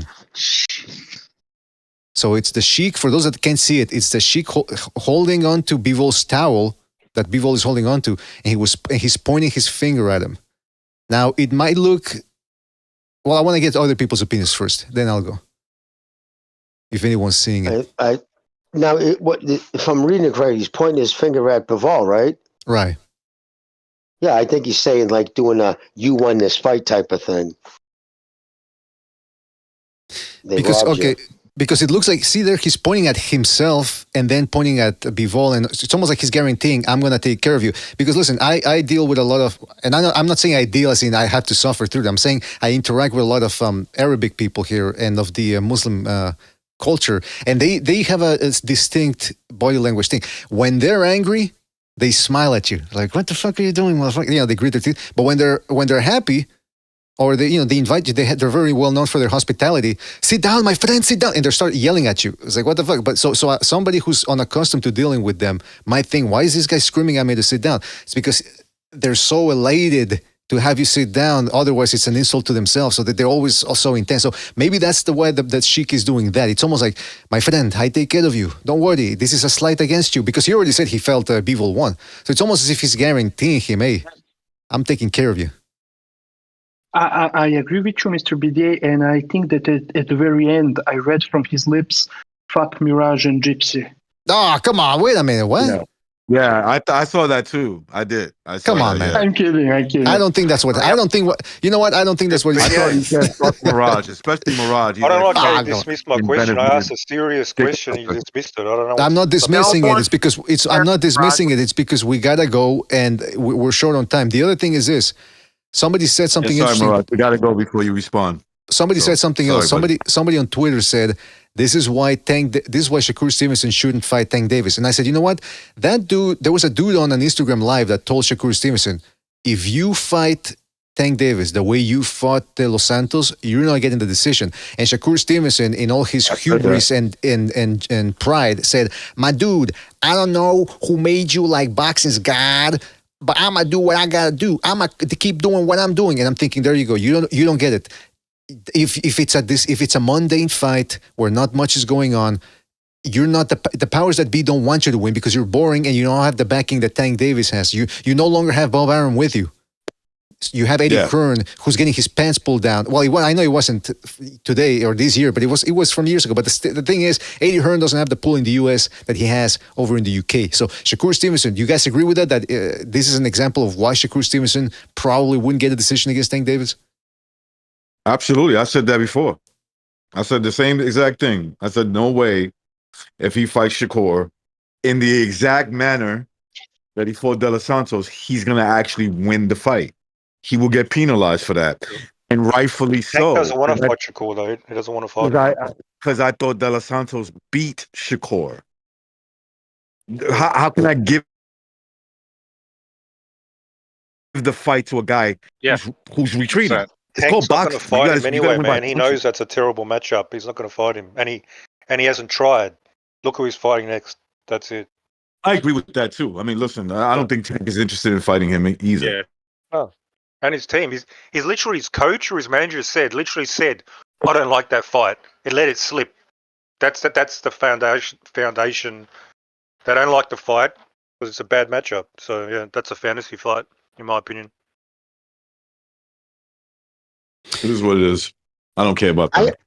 I just hope that he fucking starts, goes back to school. That way, next time he's, needs to take feces out of the toilet bowl to smear messages on the mirror. Come on, Jimmy, man. I'm just, just saying, just saying. I mean, Jimmy's just speaking from the heart. VDA. Yeah, you know what I mean. If you're gonna write little messages on your mirror with your fecal matter, at least get the spelling correct. Come on, man. Right. And if you're gonna stick it on your daughter's fucking toothbrush and try to say your wife did it, you're not a mother. I don't give a fuck. You know what I mean? No mother does that. Yeah, all right, bro. If he really did that to like frame his baby moms or whatever, he's a pig, man. What a pig that guy is. That's exactly what he did, because he brought the police into the house and said, "Look what she did," and he actually took pictures of it and put it out there for the world to see. Listen, I don't want to get in trouble. This is the mother of my children. I don't want to get in trouble. Fecal matter in that toothbrush. I don't want to get in trouble, but allegedly, this is what I'm hearing from multiple sources. Allegedly, what happened was that Tank Davis was afraid. He knew that his crazy girlfriend, whatever, was going to go to the cops. So he actually, what he did was, like Jimmy said, he smeared feces to make it seem that she did it. But in his haste, because he didn't know when the cops were going to arrive, he was so quickly to do it that he actually said, fuck this. He grabbed a toothbrush and shoved it up his ass. He didn't even wait for the feces to come out. So that's what I heard. That's what multiple sources have said. That's allegedly. I just want to let that be known. Like, you want to say, okay, my girl put fucking poop, shit on my toothbrush. But first off, women don't usually stick their hand in the toilet bowl and grab shit. You know what I mean? A, and B, they're not going to put it on their own child's toothbrush. Right. And it goes to show you how demented he is. And just look at his interaction with the police. Just the way he talked to the cops. But can I say something about that, Jimmy? So BDA, hold on. One thing about that, Jimmy. One thing about, there was that one cop who was being an asshole when he says, "Where does she live?" He was the guy with the bald guy with the beard. He goes, "Where does she live? Where does your girlfriend live?" He goes, "I don't know. Do you know the neighborhood or something?" He goes, "I don't know. Does she live in Canada? Does she live?" And then that's when Tank Davis go, "Come on, man, you don't got to do that." And then the guy goes, "But what?" He gets all offended, like, "Well, I'm asking you a question." I said, that's one of those bad cops. Listen, I don't want to shit on cops because you never know, but there's way too many YouTube interactions out there where so many unprofessional cops, man. I'm just saying they need some retraining over there in the US because. Mr. BD, I've been on this kick for the last 6 weeks, man. But watching literally hundreds of. Like, I follow Auto Blue, fucking Body and Cam, all these different, and it is amazing how many license and registration. I don't have to give you my license, or the best of all is step out to get out of the. No, but I'm not talking about the guys. Those are obviously there's going to be idiots. I'm talking about the ones where they go up. Obviously, if you're in your car, you need. Oh shit! Can you guys hear me? Yes. Okay, sorry, because I saw the connection went down. I'm talking about the ones where the guys are walking in public, and these cops asking for identification, and the guy goes, "I don't have to give it to you," and the cops make a big deal. If you're not in a vehicle, if you're not operating a vehicle, and you're not being detained, you don't have to show your ID. No, and these cops you get don't all have to show and that. these cops they can request your unless they're investigating a crime. Well, that's why I said. That's why I said. But hold on. That's why I said. Hold on, fellas. That's why I said. That's why I said. If you're being detained. So if you're being detained, it's because you're being investigated for a crime. If you're not being and they can't come up to you and go, well, you're up to some suspicious activity. That's not articulable. You have to articulate why. Sure, you have to have reasonable, articulable suspicion to investigate someone. But a lot of these videos are like someone will pull up to the NCIS office, start filming it. cops would come out and ask him, "Why are you filming this?" And it's like strange to them, right? Because this isn't something a normal person would do, and they have like this police audit idea. But imagine you're a cop, right? And some guy just shows up with like a camera. He's like walking around, pacing your premises. Wouldn't you assume he's up to something? No. Yeah, Because I can no, because I can do because I can assume. Hold on. You can flip it on cops too. If you see cops scrounging around, I don't know if these guys are fake cops. I don't know if they're corrupt cops. Anybody can be overly suspicious of anybody. The point is though, these people that are filming in public buildings, they're making a point. You have a right to film in public spaces, and for the cops to say, well, it's suspicious because it's abnormal activity. It's only abnormal because most people don't know the fact that it's hold on. It's abnormal. It's abnormal behavior because most people don't know that it's legal. No, it's abnormal behavior because no one's going to waste their time doing that. Oftentimes, like if someone's filming a building, it's to find a way in, it's to steal something, it's to do something nefarious. That's your first suspicion. If someone went around your house doing that, but the thing is, though, right? A public area, Yeah, you'd be suspicious. I don't think I would. But here's the thing: in public, you have no expectation of privacy. Exactly. Meaning, like if you're holding a camera and somebody walks by, you see it all the time. There's a bunch of these guys audit the audit, and there's a bunch of them. Some guys are cool, and they'll just school the cops. There's one kid from New Hampshire I can't stand because he's confrontational. He tries to make these people, and those guys piss me off. But there's this one chick who you filmed me coming out of a dispensary. I didn't give you permission to film me, and it's every state in the union. You have zero expectation of privacy, meaning if someone wants to videotape you or your building, if they're on public property, they're fully within their right. And they don't have to give up an ID. But I'm talking about when cops pull someone over, blow a stop sign, license and registration. Why? I didn't do anything. You blew a stop sign. No, I didn't. Okay, I'm going to ask you, I'm going to tell you, and then I'm going to make you. Or they'll say, get out of the car. Why? You can't. If a cop anywhere in the state, it's Pennsylvania v. Mims, 1978. That's when that fucking law was passed Supreme Court. If a cop tells you to exit your vehicle, not only do you have to, he doesn't have to give you a reason. And if you don't, it's obstruction. And if you fucking even flinch when he's cuffing you, it's fucking a resisting arrest. Yeah, listen, traffic stops. The whole most of these dudes don't have licenses. That's why they do it. I've been told by a cop, right? A cop that I know. He said, listen, if a cop pulls you over, right? Or if you're walking the street and they stop you and they want to see ID, what you say to them, am I being detained? And if they that's not the first thing you should be doing. Recognize the first thing you should be doing is making sure your dash cams are on. Well, yeah. I mean, listen, I wouldn't have a. Let's say I'm walking on the street, right? Let's just say I'm walking, and the cop comes up to me, and he says that he needs to seize my license, my ID, right? I would ask the cop, am I being detained? Right? You're 100% right. If he says no, I've been in this situation before. Oh my God! Could you let him finish, man? Could you let him finish, please? I'm telling you what the cop said. He said, if he tells you no, that you're not being detained, or if he says no, you're not being detained as of right now, then you say why? So why would you ask if I'm not being detained right now? Why are you asking me for my ID? And he says, okay, now you are being detained. Then you say, okay, you hand them your ID.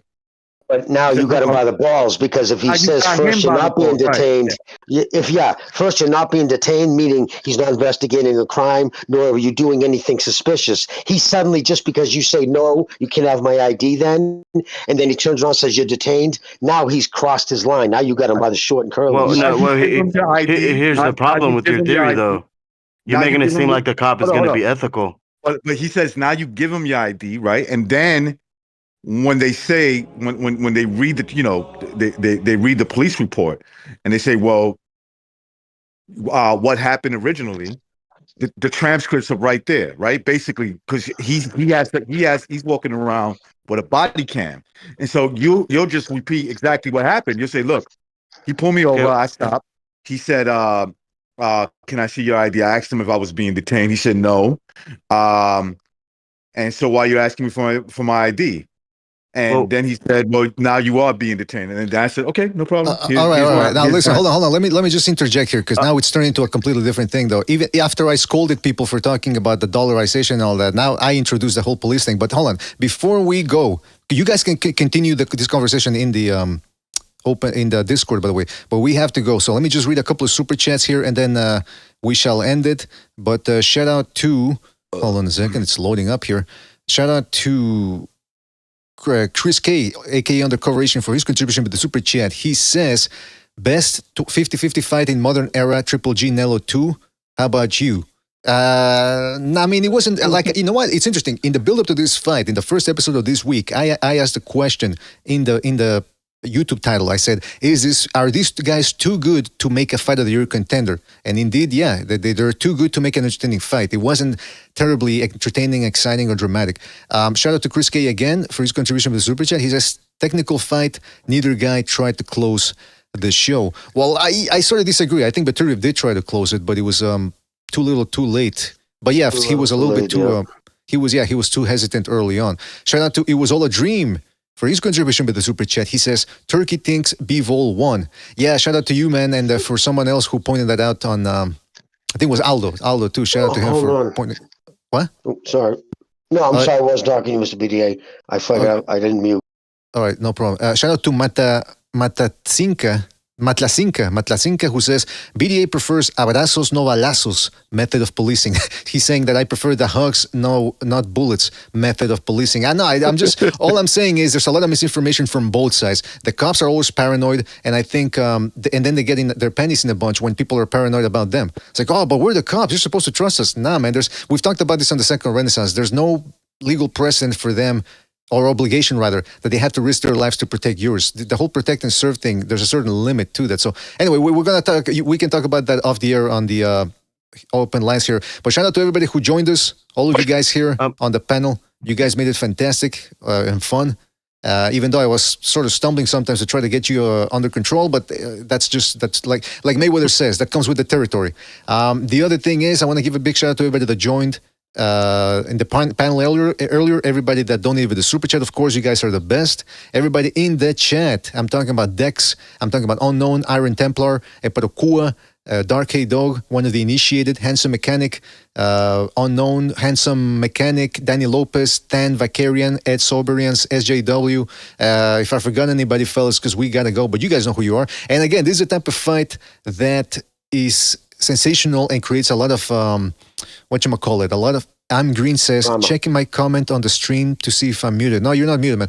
This is a type of fight that gets a lot of entertainment and a lot of drama. So I think we're going to do another show soon, maybe a call-in show this time with phone lines, or we'll see, because again, there's a lot of questions unanswered, and I suspect that there's going to be more information coming out as the days goes on after this fight. So again, shout out to everybody who listened, everybody who joined us, everybody who donated the super chat. Hope you guys enjoyed the show, and we'll catch you